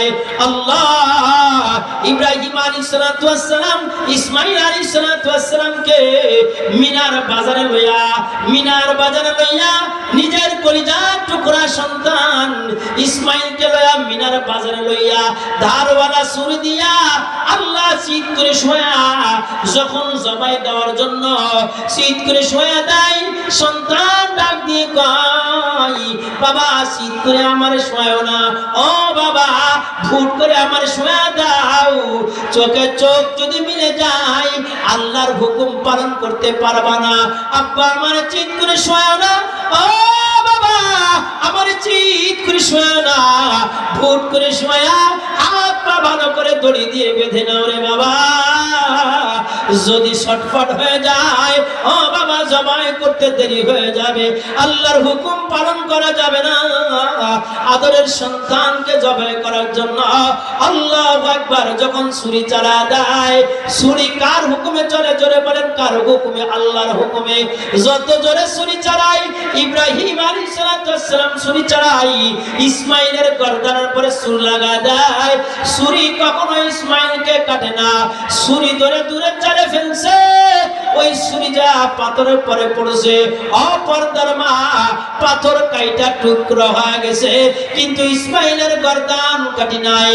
আল্লাহ ছুরির জবান খোলা দিছে, ও ইব্রাহিম আমি ছুরিকে তোমার রাগ করে কোনো লাভ নাই, আল্লাহ আমারে হুকুম দিছে, আল্লাহ আমার হুকুম দিছে ইব্রাহিম ছুরি চালাইবে, কিন্তু ছুরি তুমি ইসমাইলের গর্দানের উপরে তুমি বসতে পারবা না, আমি আল্লাহর হুকুমের অমান্য করতে পারি না। ও ভাইজান, ইসমাইল আলাইহিস সালামকে কুরবানি দিছিল গোশত খাওয়ার জন্য নয়, লাইয়ানালাল্লাহু লুহুমুহা ওয়ালা দিমাউহা ওয়ালাকিন ইয়ানালুহুত তাকওয়া। কুরবানির রক্ত, কুরবানির গোশত আল্লাহর দরবারে পৌঁছায় না, আল্লাহর দরবারে পৌঁছায় এই বান্দার ইখলাস পৌঁছায় দেয়। ওরে এলাকার সমস্ত মানুষ কুরবানি দিবে আর আমি তাকায় তাকায় দেখবো, এটা হতে পারে না। বছরে একবার কুরবানি দিব, কুরবানির রক্ত জমিনে পড়ার আগে আল্লাহর দরবারে কুরবানি কবুল হয়ে যায়। একটু জোরে বলা যাবে না সুবহানাল্লাহ? গরুর গায়ে যত লোম আছে ওই লোম পরিমাণ সব আল্লাহ আমার আমল নামায় দিয়ে দেয়। এই জন্য সোনার মানুষগুলো কর্জ করেও হলো কুরবানি দিতে হবে, নিয়ত করতে হবে এবছর যত অভাব হোক না কেন আল্লাহর হুকুম পালন করব। এবছর যতই কষ্ট হোক না কেন 7 ভাগই করে কুরবানি দেওয়া যায়, সর্বোচ্চ 7 ভাগই কুরবানি দেওয়া যায়। 20,000 টাকায় ভাগী হতে হবে জরুরি নাই, 10,000 টাকায় ভাগী হতে হবে জরুরি নাই, 5,000 টাকায় ভাগী হওয়া যায়। ছাগল হতে হবে 1 বছর বয়স, গরু হতে হবে 2 বছর বয়স। ছাগল কয় বছর? 3 দাঁতে তা হবে না? গরু 2 বছর বয়সে দাঁতিনি, ওটা দাঁতিনি, বয়স কয় বছর? 2 বছর হবে না? গরু 2 বছর বয়স হলে হয়ে যাবে, ছাগল 1 বছর বয়স হলে হয়ে যাবে। তাই দাঁতুকার না দেখার দরকার নেই। একটা গরুতে 7 জন ভাগী হতে পারবে। মনে করেন 5 জন ভাগী হলো আর 2 জন আকিকা দেবে। একটা গরুতে 7 জন ভাগী আর 2 জন আকিকা দেবে। বাচ্চার আকিকা দেয় না, মেয়ের আকিকা দেয় না, ছেলের আকিকা দেয় না, তো আর 2 ভাগে আকিকা হতে পারবে। মোট কয় ভাগ হলো যারা বলেন? 7 ভাগ হবে। আকিকার গোশত কুরবানির গোশতের সবাই খাতি পারে, আকিকার গোশত সবাই খাতি পারে। একটা ছাগলে 1 ভাগ হতে পারবে, ছাগলে 2 ভাগ হওয়া যায় না। আর 1 ভাগ 2 ভাই মিলে দেওয়া যাবে না। এই টাকা 1 ভাগ 2 ভাই মিলে দেওয়া যাবে না। তার মানে 1 ভাগে 20,000 টাকা লাগতেছে, প্রত্যেক ভাগে কয় হাজার টাকা? 20,000 টাকা। এখন 2 ভাই, তুই 10,000 টাকা দে, আমি 10,000 টাকা দিই, দিয়ে 2 ভাই মিলে একটা ভাগই হলাম, এটা জায়েজ নেই। এটা কি নেই যারা বলেন? জায়েজ। 1 ভাগ একজনই দিতে পারবে, 2 জন দিতে পারবে না। কুরবানি যখন দিব আমরা, তখন আমাদের যে হালাল টাকাটা আছে, যে টাকার ভিতরে কোনো ভেজাল নাই, প্রথমেই ওই টাকা দিয়ে কুরবানি দেব। এই কুরবানি যখন দেওয়ার নিয়ত করব, বাজারে যখন যাব, তখন কি মেয়ে দেওয়ার গোশত লাগবে সেই নিয়তে যাব? জোরে বলেন না। আমি যাইতেছি কাকে রাজি করার জন্য? জোরে বলেন আল্লাহকে রাজি করার জন্য। তাই বলে বাজারে যাইয়ে যে গরুটায় 5 মণ গোশ হবে না, কয় মণ গোশ হবে? 3 মণ গোশ হতে পারে, এটা 4 মণ গোশ হতে পারে। এই গরুটা কি আমাকে লস হবে না লাভ হবে? আজকে আমি আসতেছি প্রাইভেটের ভিতরে, অমত অবস্থায় একজন মোবাইল করে, হুজুর এরকম গরু তাক করা ভালো, এতে কি কোনো সমস্যা হবে? আমি বললাম না, কোনো সমস্যা হবে না। মুসলমান আইডিয়া করতে পারে, মুসলমান হিসাব কিতাব করতে পারে, মুসলমান তো ধোঁকা খাতি পারে না। আমি আইডিয়া করতে পারি 1,30,000 টাকা দিয়ে গরু কিনতেছি, তা আমার গরুটা আমার হিসাব করতে হবে না যে কতটুকু গোশ হলো, কি হলো, 19-20 হতে পারে। কিন্তু নিয়ত তো কারে রাজি করার জন্য? বলেন আল্লাহকে রাজি করার জন্য। গোশ খাওয়ার জন্য কুরবানি দিছি না, গোশ তো আমরা অন্য সময় খেয়ে থাকি। কথা কয় না কান, ঠিক কিনা যারা বলেন? এই জন্য আমাদের নিয়ত থাকবে একমাত্র কুরবানি কাকে দিছি? আল্লাহকে রাজি করার জন্য দিতেছি। আর এই কুরবানি দেওয়ার ভিতরে হুজুর একজন আমাদের বাবুরি আছে, জন্মের সুদে টাকা লাগায়। এদিক টাকা, আমার কথা একটু আপনাদের খারাপ লাগতে পারে, আমরা 6 ভাগে খুব ভালো, 7 ভাগে একজন আছে সুদে টাকা লাগায়। 10 লাখের ভিতরে 5 লাখই সুদে টাকা। এর ওরে নেব কি নেব না? নিলে কি করা যায়? এখন ওরে যদি কেউ না নেয় তো যাবে কোন জায়গায়? কথা কয় টাকা, ঠিক কিনা যারা বলে? কিন্তু একটা জিনিস মনে রাখতে হবে, মানুষের পরে ধারণা ভালো রাখতে হবে। সুদে টাকা লাগায়, সে খারাপ কাজ করে, তার 10 লাখ টাকার ভিতরে 5 লাখ টাকা ভালো আছে, আর 5 লাখ টাকা তার কি আছে বলেন? ভালো আছে, 5 লাখ টাকা খারাপ। এখন সেই যে 5 লাখ টাকা সুদে টাকা লেনদেন করে, আপনি কি গ্যারান্টি সহকারে আপনি জানেন? আপনি তো জানেন না। অতএব মানুষের পরে ভালো ধারণা রেখে তাকে কুরবানির ভিতরে শরীক করে তাকে বুঝায় ভালো করার চেষ্টা করা। তাকে যদি আপনি দূরে সরাই দেন গা ধাক্কা করে, সবাই যদি তারে গা ধাক্কা করে সরাই দেয়, তাহলে ও যাবে করে তো আরো বেশি খারাপ হয়ে যায়। কথা কয় না কান, ঠিক কিনা যারা বলে? এই জন্য সব থেকে ভালো হলো আমরা যারা ভাগী হব, নিজে একটা গরু কুরবানি নিজে দিতে পারলেই ভালো। সব থেকে একা একা দেওয়া ভালো, না পারলে কমপক্ষে 1 ভাগ 2 ভাগ 3 ভাগ 4 ভাগ। হুজুর আমরা গরু কিনতে আসি 4 ভাগ হয়েছে, কিন্তু আর 1 ভাগ হইতেছে না, তো 4 ভাগে কুরবানি দেওয়া যায় না? 4 ভাগে কুরবানি দেওয়া যায়? ভাই হুজুর বেজোড় দেওয়া যায়, যে বেজোড় দিতে হয় না। বেজোড় জোর কোনো সমস্যা না, 7টা ভাগ হতে হবে, সর্বোচ্চ 7 ভাগ। এর ফলে আপনি যা পারেন তাইতে আপনি কুরবানি দিলে কুরবানি হবে। আর কুরবানির গোশত বন্টন করার সময় ভাগুরে আসা উপস্থিত থাকা এবং মনের ভিতরে কোনো খুঁতখুঁত না থাকা, যে আমি যদি এই পাশে এই দায়টা আমি নিতে পারতাম, সব বুঝে যা ভাগে হবে আল্লাহর রাস্তায় তাই নেওয়া। একজনের কুরবানির ভিতরে যদি একটু নিয়তের ভিতরে গড়বড় হয়ে যায়, সমস্ত মানুষের কুরবানি নষ্ট হয়ে যাবে। একজন ভাগুরের নিয়তের ভিতরে গড়বড় হলে 7 জন ভাগুরের কুরবানি কে যায় বলেন? নষ্ট হয়ে যাবে। এই জন্য আমরা সবাই সহি সালামতে ইনশাআল্লাহ 5 ওয়াক্ত নামাজ পড়বো আর কুরবানি সহি সালামতে দেওয়ার নিয়ত আছে না ইনশাআল্লাহ? আল্লাহ আমাদের তৌফিক দান করুক। এই মাদ্রাসার জন্য আমরা সকলে দোয়া করব। আর আমি আপনাদের সামনে একটা জিনিসের জন্য আজকে দাবি জানাই যে আমরা যেখানেই যাই একমাত্র কাকে ভালোবাসতে হবে যেন বলেন আল্লাহ তাআলাকে ভালোবাসতে হবে।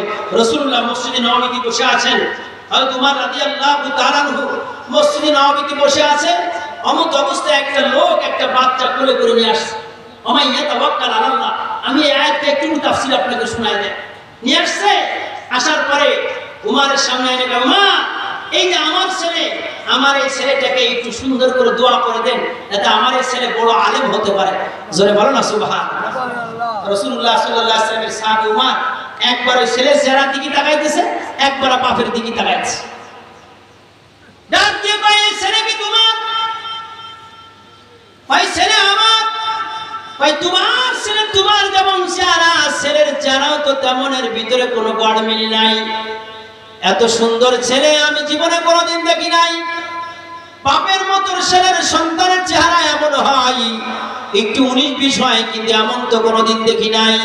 ভাইজান দেখবেন দুনিয়ায় যখন বাচ্চা আসে, মেয়ের চেহারা কখনো মার মতো হয়, কখনো বাবার মতো হয়। ছেলের চেহারা কখনো মার মতো হয়, কখনো বাবার মতো হয়। এক সাহাবী জিজ্ঞেস করলেন, ইয়া রাসূলুল্লাহ, ইয়া হাবিবাল্লাহ, বাচ্চার চেহারা কখনো মার মতো হয়, কখনো বাবার মতো হয়, কিছুই তো বুঝি না। আল্লাহর নবী সাথে সাথে বলে দিলেন, কাল কিয়ামতের ময়দানে আল্লাহু আকবার, আল্লাহু আকবার। আল্লাহর নবী সাথে সাথে ঘোষণা দিয়া দিলেন, স্বামী আর স্ত্রী যখন মিলন মেলা হয়, স্বামী আর স্ত্রী যখন মিলন মেলা হয়, যার বীর্যটা আগে বের হয়, বাচ্চাটা ঠিক তার রূপ ধারণ করে ওঠে। ও ভাইজান, কিছু বাচ্চা মার মতো, কিছু বাচ্চা বাপের মতো হয়। উমর রাদিয়াল্লাহু তাআলা ডাক দিয়ে কয়, এ ভাই, এই ছেলে তোমার মতো দেখতে, এত সুন্দর মিলের ছেলে তুমি কোথায় পাইলা? আল্লাহর বান্দা খলিফাতুল মুসলিমিন উমরের সামনে দাঁড়ায় কয়, ও মাইয়া তাওয়াক্কাল আলাল্লাহ ফাহুয়া হাসবুহু ওয়া নি'মাল ওয়াকিল। ও খলিফাতুল মুসলিমিন উমর, এই ছেলে আমার, আল্লাহ আমাকে ছেলে সন্তান দান করেছে। আমার ছেলে আমার স্ত্রীর পেটে যখন আসে, ছেলের বয়স পেটের ভিতরে যখন 8 মাস হয়, তখন যুদ্ধের ময়দানে যাওয়ার জন্য আমার মন চায়, আমি যুদ্ধের ময়দানে রওনা হয়ে গেলাম। আমার স্ত্রীর পেটে যে বাচ্চাটা আছে, ওই বাচ্চাকে আমি আমার স্ত্রীকে সামনে দাঁড় করায় বলে গেলাম, আস্তাউদুল্লাহ মা ফি বাতনিকে, স্ত্রী তোমার পেটে যে বাচ্চাটা আছে, এই বাচ্চা আমি আল্লাহর জিম্মায় দিয়া আমি জিহাদের ময়দানে রওনা হয়ে গেলাম। খলিফাতুল মুসলিমিন, আমার স্ত্রীর পেটের বাচ্চা আমি আল্লাহর জিম্মায় দিয়া আমি জিহাদের ময়দানে চলে গেলাম। আল্লাহু আকবার। 8 মাস যুদ্ধ করার পরে, 8 মাস পরে যখন আমি বাড়ি আসছি, আল্লাহু আকবার, বাড়ি আসার পরে আমার এলাকার মানুষ দৌড়ায় আমার কাছে চলে যায়। আমার এলাকার মানুষ দৌড়ায় আমার কাছে যায়, বলে, ও ভাইজান, আপনি জিহাদের ময়দানে যাওয়ার পরই আপনার স্ত্রী দুনিয়া থেকে বিদায় নিয়ে চলে গেছে। আপনার স্ত্রীর পেটে যে বাচ্চাটা ছিল, ওই বাচ্চা সহ আমরা আপনার স্ত্রীকে ওই যে মদিনার কবরের ভিতরে দাফন করে দিছি। ওই পেটের বাচ্চা অবস্থায় যখন দাফন করে দিলাম, আল্লাহু আকবার, আল্লাহু আকবার, দাফন করার পরের দিন থেকে আপনার স্ত্রীর কবরের উপর থেকে আল্লাহ আকাশের চাঁদের মতো সুন্দর একটা আলো বের হয়। রাত যত বেশি হয়, আলো তত বেশি দেখা যায়। রাত যত বেশি হয়, আলো তত বেশি দেখা যায়। আমরা এলাকার মানুষ কেউ আপনার স্ত্রীর কবরের পাশে আমরা যাই না, না জানি কিসের আলো, না জানি জিনগুতের আলো কিনা, না জানি কোন জাহান্নামের আলো কিনা। আমরা আপনার স্ত্রীর কবরের পাশে এই 8 মাসে একদিনও কোনোদিন যায় না। একদিন আপনার স্ত্রীর কবরের পাশে যায় নাই, কিসের আলো আছে আমরা জানি না। খলিফাতুল মুসলিমিন, আমি আমার এলাকার মানুষদেরকে লইয়া আমার স্ত্রীর কবরের পাশে আমি চলে গেলাম। স্ত্রীর কবরের পাশে রাত্রে যায় দেখি তাআলা কবরের পাশে দাঁড়ানোর সাথেই গায়েব থেকে আওয়াজ দেয়, ও আব্দুল্লাহ, ওয়ামান ইয়াতাওয়াক্কাল আলাল্লাহ ফাহুয়া হাসবুহু ওয়া নি'মাল ওয়াকিল। আব্দুল্লাহ রে, তোমার স্ত্রীর পেটের বাচ্চা তুমি আমার জিম্মায় দিয়া গেছিলা, তোমার স্ত্রীকে তুমি আমার জিম্মায় দিলা না, তোমার বাচ্চাটাকে তুমি আমার জিম্মায় দেয়া গেছিলা। ওই দেখো তোমার স্ত্রীকে মৃত্যু ঘটাইয়া, তোমার স্ত্রীকে দুনিয়া থেকে বিদায় দিয়া তোমার স্ত্রী মৃত্যু অবস্থায় পড়ে আছে, আর ওই মরা মার পেটের ভিতর থেকে আমি আল্লাহ তোমার সন্তানকে কবরের ভিতরে জীবিত অবস্থায় আমি আল্লাহ রেখে দিছি, আর তোমার সন্তান ওই কবরের ভিতরে বসিয়া বসিয়া ইয়াসিন ওয়াল কুরআনিল হাকীম ইন্নাকা লামিনাল মুরসালিন। দেখো তোমার সন্তান ওই কবরের ভিতরে বসিয়া আমি আল্লাহর কালামুল্লাহ তেলাওয়াত করে, আর ওই কোরআনের আলোয় পুরো কবরটা আলোকিত হয়ে যায়। ও খলিফাতুল মুসলিমিন, আমি কবর থেকে আমার এই বাচ্চা উঠাইয়া আপনার কাছে লই আইছি, এটা আমার বাচ্চার ইতিহাস। একটু জোরে বলা যাবে না সুবহানাল্লাহ? আল্লাহর পরে তাওয়াক্কুল করে বাচ্চাকে মাদ্রাসায় দিতে হবে। মাদ্রাসায় দিলে না খেয়ে মরে যাবে, মাদ্রাসায় দিলে সরকারি চাকরি হবে না, মাদ্রাসায় দিলে এরা কিছুই জানে না, এরা কোনো বাংলাও পড়তে পারে না, ইংরেজিও পড়তে পারে না, এরা সমাজের জন্য বোঝা। যদি কেউ এটা মনে করে যে না খেয়ে মরে যায়, ওরাই সব থেকে বুকার ভিতরে ডাবুডু খাইতেছে। কথা কয় না, ঠিক কিনা জোরে বলে? আমার মানে কি না, আপনাদের এখানে যে মাদ্রাসা হয়েছে, এই মাদ্রাসার কোরআনের বরকতে এই এলাকায় বরকত হবে। প্রত্যেকটা সন্তানকে লজিক রাখতে হবে, উস্তাদের বেতনের ব্যবস্থা করতে হবে। এখানে যদি বিল্ডিং এর ব্যবস্থা করা হয়, যদি কেউ একটা টাকা দিয়ে দেয়, কয়টা টাকা জোরে বলেন? একটা টাকা দিয়ে দেয়, আল্লাহ তার জন্য জান্নাতে ঘর বানিয়ে রাখবে। জোরে বলেন না সুবহানাল্লাহ? বাচ্চা হাওনা রশিদ একবার নিজে এলান দিয়ে দিল যে আমি সরকারি টাকায়, কথা এসে গেল যে আমি সরকারি টাকায় একটা মসজিদ বানাবো, কারোর কোনো টাকা পয়সা আমি নেব না। সেটা বললেন, বাচ্চা হাওনা রশিদ বললেন যে আমি সরকারি টাকায় মসজিদ বানাবো, কারোর টাকা আমি নেব না। সত্যি সরকারি টাকায় মসজিদ বানাইছে, রাজমিস্ত্রির কাজ যারা করেছে তারা সুন্দর করে মসজিদ বানায় দিয়েছে। এদিকে দেখা, বাচ্চা হাওনা রশিদ একদিন রাত্রে ঘুমায় রয়েছে, মসজিদ বানাইলে তো আল্লাহর জান্নাত পাওয়া যায়। স্বপ্নের ভিতরে দেখে এটা আবু বকরের জান্নাত, এটা উমারের জান্নাত, এটা উসমানের জান্নাত, এটা আলীর জান্নাত। আল্লাহু আকবার, এটা বাচ্চা হাওনা রশিদের জান্নাত।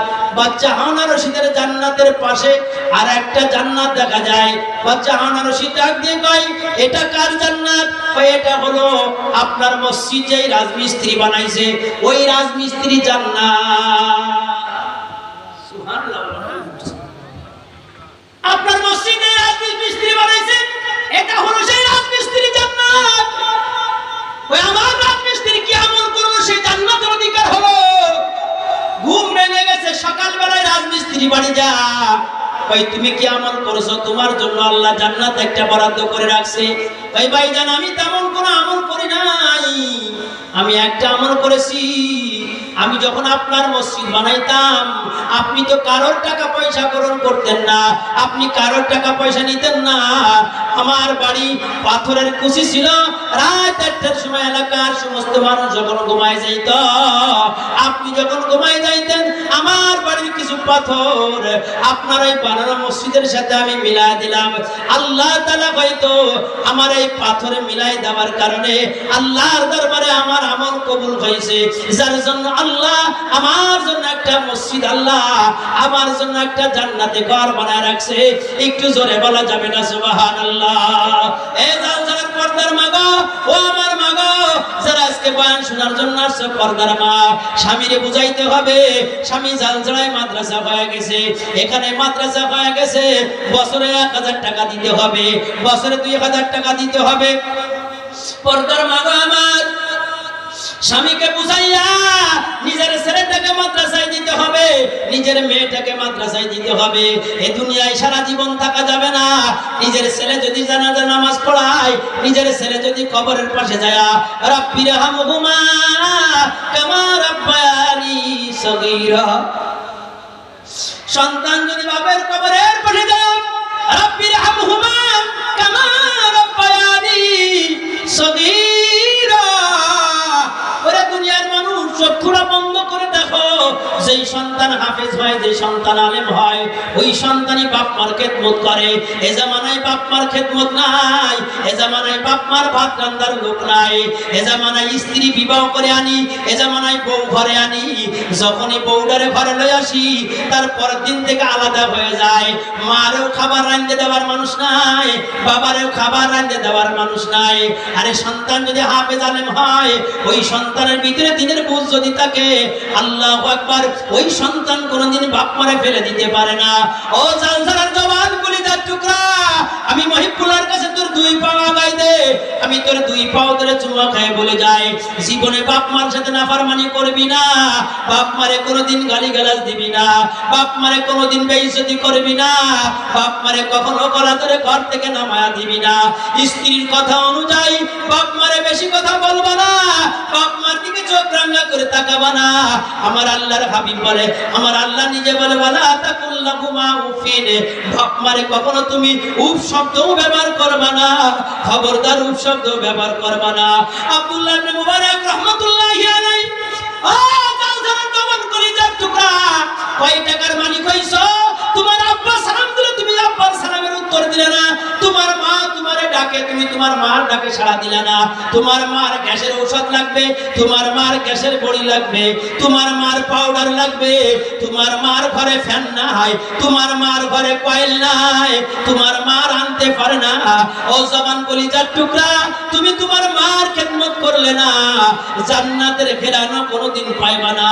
আব্দুল্লাহ ইবনে মুবারক রাহমাতুল্লাহি আলাইহি, আল্লাহর বান্দা হজ করার জন্য গেছে, আল্লাহর বান্দা তওয়াফ করে, আল্লাহর বান্দা তওয়াফ করে, তওয়াফ করতেছে লক্ষ লক্ষ মানুষ।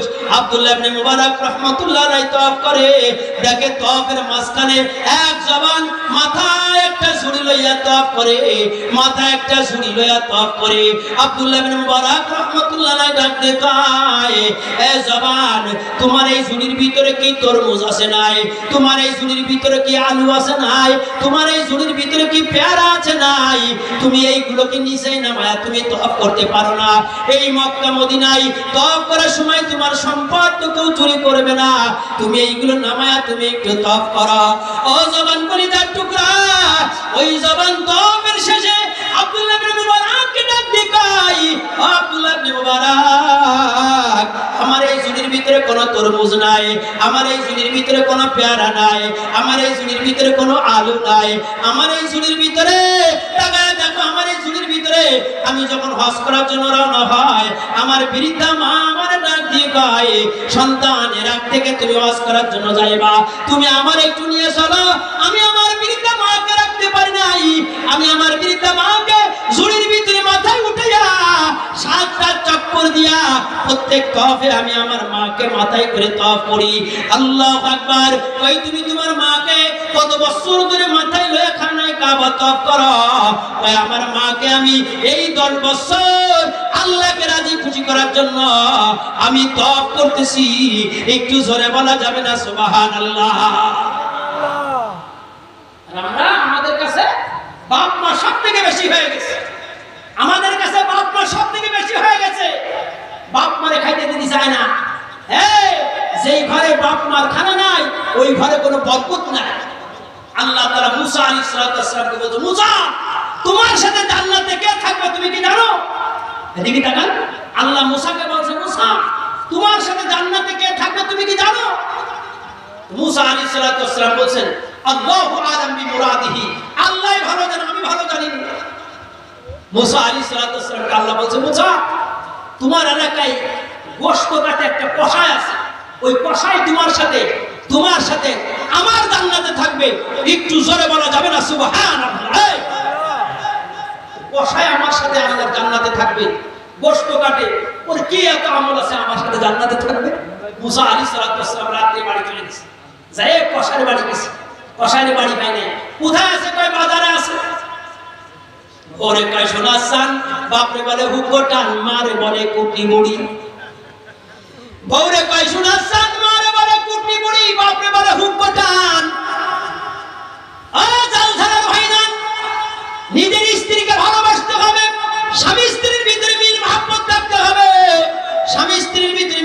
মহব্বত থাকা জরুরি, কিন্তু একটা জিনিস মনে রাখতে হবে, যেই ঘরে যেই পকেটে মা বাবার টাকা হয় না, ওই পকেটে টাকার কোনো দাম নাই। আল্লাহ মুসা আলাইহিস সালাম বাজারে চলে গেলেন, বাজারে যাইয়া দেখি কসাই কি আমল করে যায়, দেখে গোশত বিক্রয় হয়ে গেছে, কিছু গোশত সুন্দর করে টুকরো টুকরো করে কাটছে। আল্লাহর বান্দা গোশতগুলো প্যাকেটে কইরা বাড়ি আনছে, বাড়ি আইনা গোশতগুলো রান্না করছে। আল্লাহর বান্দা রান্না কইরা সবার খোঁজ খবর নিয়া শেষে মার ঘরে যাইয়া মারে উঠাইয়া সুন্দর করে রান্না করতে, মারে ভাত খাওয়াইয়া, মারে ঘুমাইয়া আল্লাহর বান্দা তখন ঘুমায় যায়। আল্লাহর নবী মুসা আলাইহিস সালাম আল্লাহরে ডাক থেকে, আল্লাহ এই কষার ভিতরে তে আমল পাইলাম, ওই মুসা তার মার খেদমত করার কারণে কাল কিয়ামতের ময়দানে জান্নাতে আমি আল্লাহ তোমার সঙ্গী তারে বানায়া দিলাম। একটু জোরে বলা যাবে না সুবহানাল্লাহ?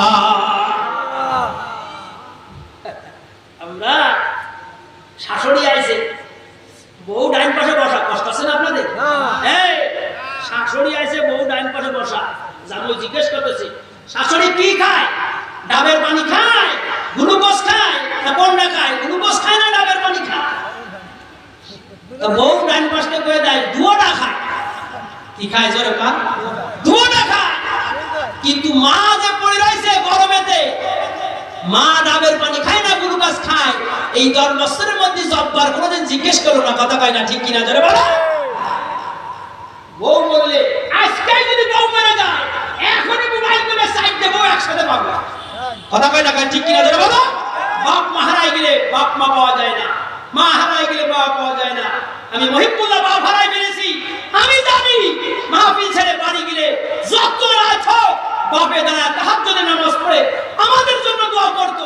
আরো তো কত বাপ আছে, কেউ তো দোয়া করে না। তুমি বাপের খাইতে দাও না, ওই বাপ জমি বেচে তুমি জেলখানায় গেলে তোমার শ্বশুর জমি বেচবে না, তোমার শাশুড়ি জমি বেচবে না, এই বুড়ো বাপ জমি বেচে তোমার জেলখানাতে পার করবে, কথা কয় না, ঠিক কিনা জোরে বলো? তাই বাপে আমার সাথে কথা কয় না, বাপে তোমার সাথে কথা কবে কেন? তুমি বাপের সাথে কথা কও। বউরে ভালোবাসতে হবে, স্ত্রীকে ভালোবাসতে হবে, শাশুড়িকে ভালোবাসতে হবে। বাবা কথার নামটা তাই আমি আপনাদের বলে গেলাম, আজকের সমাজে নিজের বাপ মা বড় নির্যাতিত, বাপ মা বড় নির্যাতিত, নিষ্পেষিত। বাপ মা একটু খানা রাঁধতে পারে না, আল্লাহ বাপও খানা রাঁধতে পারে না, মাও খানা রাঁধতে পারে না। আল্লাহু আকবার।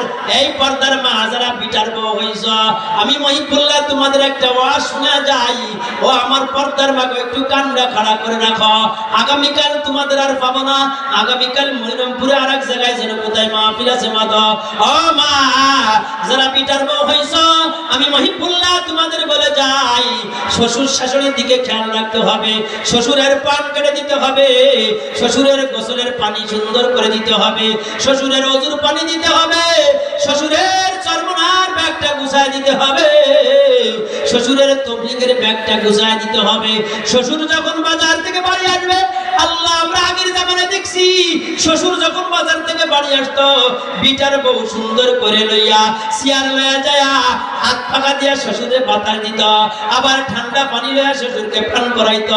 আর এমন জামানায় এমন স্ত্রী আমরা ঘরে লই আসি, শ্বশুরকে সম্মান আনা দিতে চায় না, শ্বশুরকে সালাম দিতে চায় না, শ্বশুরকে ঠান্ডা পানি দিতে চায় না।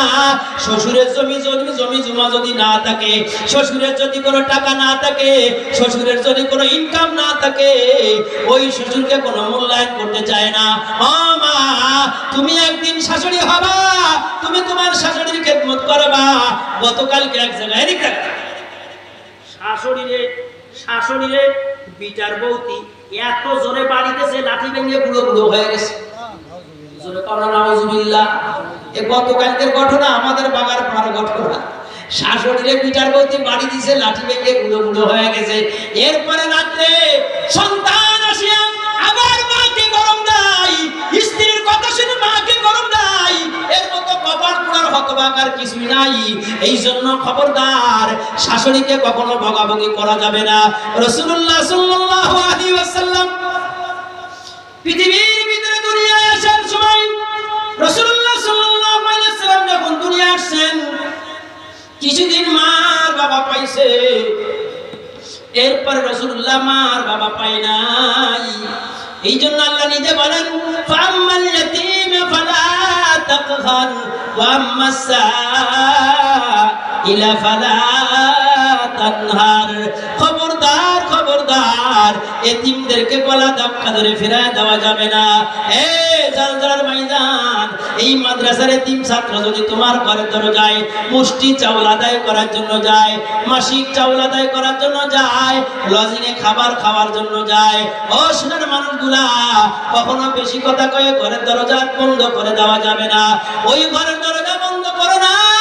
মাদ্রাসার তালিব ইলম, মাদ্রাসার মুতামিম হাফেজ জিয়াউর রহমান যখন তোমার ঘরের দরজায় যাবে, ঘরের দরজা খুলে দিতে হবে, সুন্দর করে চার পানি পান করাইতে হবে। আল্লাহু আকবার, আল্লাহু আকবার। দিল্লির বাচ্চা শাহজাহান, দিল্লির বাচ্চা শাহজাহান, দিল্লির বাচ্চা শাহজাহান। আল্লাহু আকবার, আল্লাহু আকবার। নিজের ছেলের বয়স যখন 7 বছর হয়, বাচ্চা শাহজাহান নিজের ছেলের নাম হলো আলমগীর। ওই আলমগীরকে কোন জায়গায় পড়াবে? কেজি স্কুলে পড়াবে না ব্যারাকে পড়াবে না প্রাইমারিতে পড়াবে? বাচ্চা শাহজাহান বসে বসে চিন্তা করে, আমার ছেলেকে আমি কোন জায়গায় পড়াই? আল্লাহ তার মাথার ব্রেনের ভিতরে এত সুন্দর বুদ্ধি দিছে। এই দিল্লির শাহী জামে মসজিদে একজন ইমাম আছে, যার ইমামের নাম হলো আল্লামা মোল্লা জিয়র রহমতুল্লাহি আলাইহি। মোল্লা জিয়র রহমতুল্লাহি আলাইহির কাছে যায়, বলে, মোল্লা জিয়র, আমার ছেলের নাম হলো আলমগীর, আমার ছেলের বয়স 7 বছর, আমি স্কুলে পড়াবো না, আমি কেজিতে পড়াইবো না, আমি প্রাইমারিতে পড়াবো না। ও মোল্লা জিয়র, আমার ছেলে আমি তোমার কাছে দিয়া গেলাম, আমার ছেলেকে একটু আলেম বানাই দিতে হবে। একটু জোরে বলা যাবে না সুবহানাল্লাহ? আমরা তো মনে করি গরিবের ছেলে বানাই শুধু মাদ্রাসায় পড়ে। এখন আর ওই দিন না, এখন এসপিডিসি পড়লো, সবার ছেলে মাদ্রাসায় পড়ে। কথা কয় না, ঠিক কিনা জোরে বলো? বাচ্চা শাহজাহান কয়, আমার ছেলে আলমগীর কোথায় পড়াবো? মোল্লা জিয়রের কাছে মোল্লা বানানো দিয়ে আসে। 1 সপ্তাহ পরে দেখি বাচ্চা শাহজাহান কি পড়ায়, মোল্লা জিয়র কি পড়ায় দেখা যায়। দেখে মোল্লা জিয়র বারান্দায় বসে রয়েছে, আর বাচ্চা শাহজাহানের ছেলে বাচ্চা আলমগীর এক বদনা পানি নিয়ে মোল্লা জিয়রের এক পায়ে পানি ঢেলে দিতেছে। জোরে বাজাবে না সুবহানাল্লাহ? হুজুরের পায়ে পানি ঢেলে দিতেছে। এই মাদ্রাসার কমিটির লোক দুপুরবেলা আসছেন, এসে দেখেন একটা ছাত্র মাদ্রাসার মুতামিম জিয়াউর রহমানের মাথায় একটু তেল দিতেছে। পরের বাড়ি খাচ্ছে, পরের জায়গায় সরছে, আবার পরের সালে মাথায় তেল দিয়ে আসছে। কথা কয় না? ওই রাত 4টায় ওঠে একজনের হুজুর, রাত কয়টা ওঠে? কথা কয় না? 3টে 3:30 ওঠে একজনের হুজুর, ঘুমায় আসছে সকাল 9টা 10টায়। তো রাত 4টায় ওঠে, প্রত্যেকদিন যদি সে ঘুমায় রাত 4টায় ওঠে, তো যারা রাত জাগে তাদের মাথা একটু কি হয়, যখন গরম হয়, একটু কষ্ট হইতেছে। বড় একটা ছাত্র বলল, শোনা, তুই আমার মাথায় একটু তেল দিয়ে দে। তো উস্তাদ একটু তেল দিতে বললো, এতে কি মহাপাপ হয়ে গেল? একই দেখে মাদ্রাসার কমিটি মিটিং ডেকে দিয়েছে, সবাই মিটিং ডাকো, বসে যাও, এই হুজুরি মাথাতে বিদায় দিতে হবে। তুমি আজকে এটা তেল দিলে বিদায় দিলে, ওইটা পায়ে তেল দিলে বিদায় দিলে, ওইটাকে আরেকজন চা দোকানে চা খাইলে তারা বিদায় দিলে, ওইটা মসজিদ বারান্দায় গল্প করো সেটা বিদায় দিলে, কয়দিন পরে তোমার হুজুরি খুঁজে পাবা না। কথা কয় না, ঠিক কিনা জোরে বলো? খালি দৌড় ধরে, শুধু দৌড় ধরে। মানুষ বলতে একটু চার দোকানে চা পান করতে পারে, তো হুজুরা চার দোকানে চা খাবে না? ওরা চার দোকানে বসলি দোষ, ওরা রাজনীতি করলি দোষ, ওরা বিয়ে করলি দোষ, তা ওরা কি আর? খবরদার, দৌড় ধরা যাবে না। যত প্রকার দোষ আছে, দোষকে গোপন করলে আল্লাহ তার দোষ গোপন করবে। কথা কয় না, ঠিক কিনা জোরে বলো? যাই দেখে এক হাতে পানি ঢালতেছে। মোল্লা জিয়র যখন ওযু করতেছে, আর ছাত্র এক হাতে পানি ঢালতেছে, তো বাচ্চা শাহজাহান, এই মোল্লা, আমি কি আমার ছেলে পানি ঢালতে দিছি? বাচ্চা শাহজাহান, মোল্লা জিয়র আমার ছেলে তো পানি ঢালার জন্য দেয় নাই। মোল্লা, তুমি আমার ছেলেকে দিয়ে কেন পানি ঢালাম? বাচ্চা শাহজাহান আল্লাহওয়ালা মানুষ, বাচ্চা শাহজাহান, মোল্লা জিয়র একজন আল্লাহওয়ালা মানুষ। বাচ্চা শাহজাহানকে ভয় করার তার সময় নাই। বাচ্চা শাহজাহানকে ডাক দিয়ে, বাচ্চা, তুমি কি বলতে চাও? আমি বলতে চাই আমার ছেলেকে আপনার কাছে দিছে মানুষ হওয়ার জন্য, এক হাত দিয়ে আপনার পায়ে পানি ঢেলে দেয় কেন? আমার ছেলে এক হাতে পানি ঢেলে দিবে, আর আমার দিলের আশা হলো এক হাতে পানি ঢেলে দিবে আর এক হাত দিয়ে আপনার পাউডার ঢলে ঢলে ধোয়া দিবে। আমি বাদশা শাহজাহান তো এটাই চাই, আমার ছেলে শুধু পানি ঢাললে হবে না, তাহলে তো আদব শিখতে পারবে না। একটু জোরে বলা যাবে না সুবহানাল্লাহ? এরাই হলো গার্জিয়ান। এই বাদশা শাহজাহান উস্তাদের প্রতি এত ভালোবাসা দেখানোর কারণে আল্লাহ তার ছেলেকে বাদশা আলমগীর বানায় দিয়েছে। আর এত বড় আলেম হয়েছে, পৃথিবীর কোন মুফতি সাহেব ফতোয়া আলমগীরি পড়া ছাড়া বড় মুফতি হতে পারে না। এই জন্য সোনার জালসার মানুষগুলা নিজের বাচ্চাকে মাদ্রাসায় দিতে হবে, নিজের বাচ্চার খেদমত করতে হবে, উস্তাদের খেদমত করতে হবে। এলাকার মানুষ যেন এই মাদ্রাসার যদি মহব্বত করে। শুধু আমার মতিয়ার রহমান ভাই নাই, শুধু মাদ্রাসার সভাপতি নাই, শুধু দুই একজন কমিটির লোক নাই, প্রত্যেক মানুষ মনে করতে হবে জালসার মানুষের জান্নাতে যাওয়ার জন্য আল্লাহ একটা মাদ্রাসা এখানে বানায় দিয়েছে। এই মাদ্রাসার তালেব ইলম যদি কেউ খানা খাওয়ায়, এক ঢোক পানি যদি পান করায়, বেশ্যামে কুত্তারে পানি খাওয়ায়, যদি আল্লাহর জান্নাতে যেতে পারে, আল্লাহু আকবার। এই মাদ্রাসার তালেব ইলমে লজিং রেখে খানা খাওয়াইলে আল্লাহ থেকে জান্নাত দিতে পারে। একটু জোরে বলা যাবে না সুবহানাল্লাহ? আর বলতো ইনশাআল্লাহ সবাই কে কে রাজি আছে হাত জোর করে দেখায়, দুই হাত নারে তাকবীর। আল্লাহ আমাদের সকলকে বেশি বেশি করে মাদ্রাসার সাথে থাকার তৌফিক দান করুক। ওয়া আখিরু দাওয়ানা আলহামদুলিল্লাহি রাব্বিল আলামিন।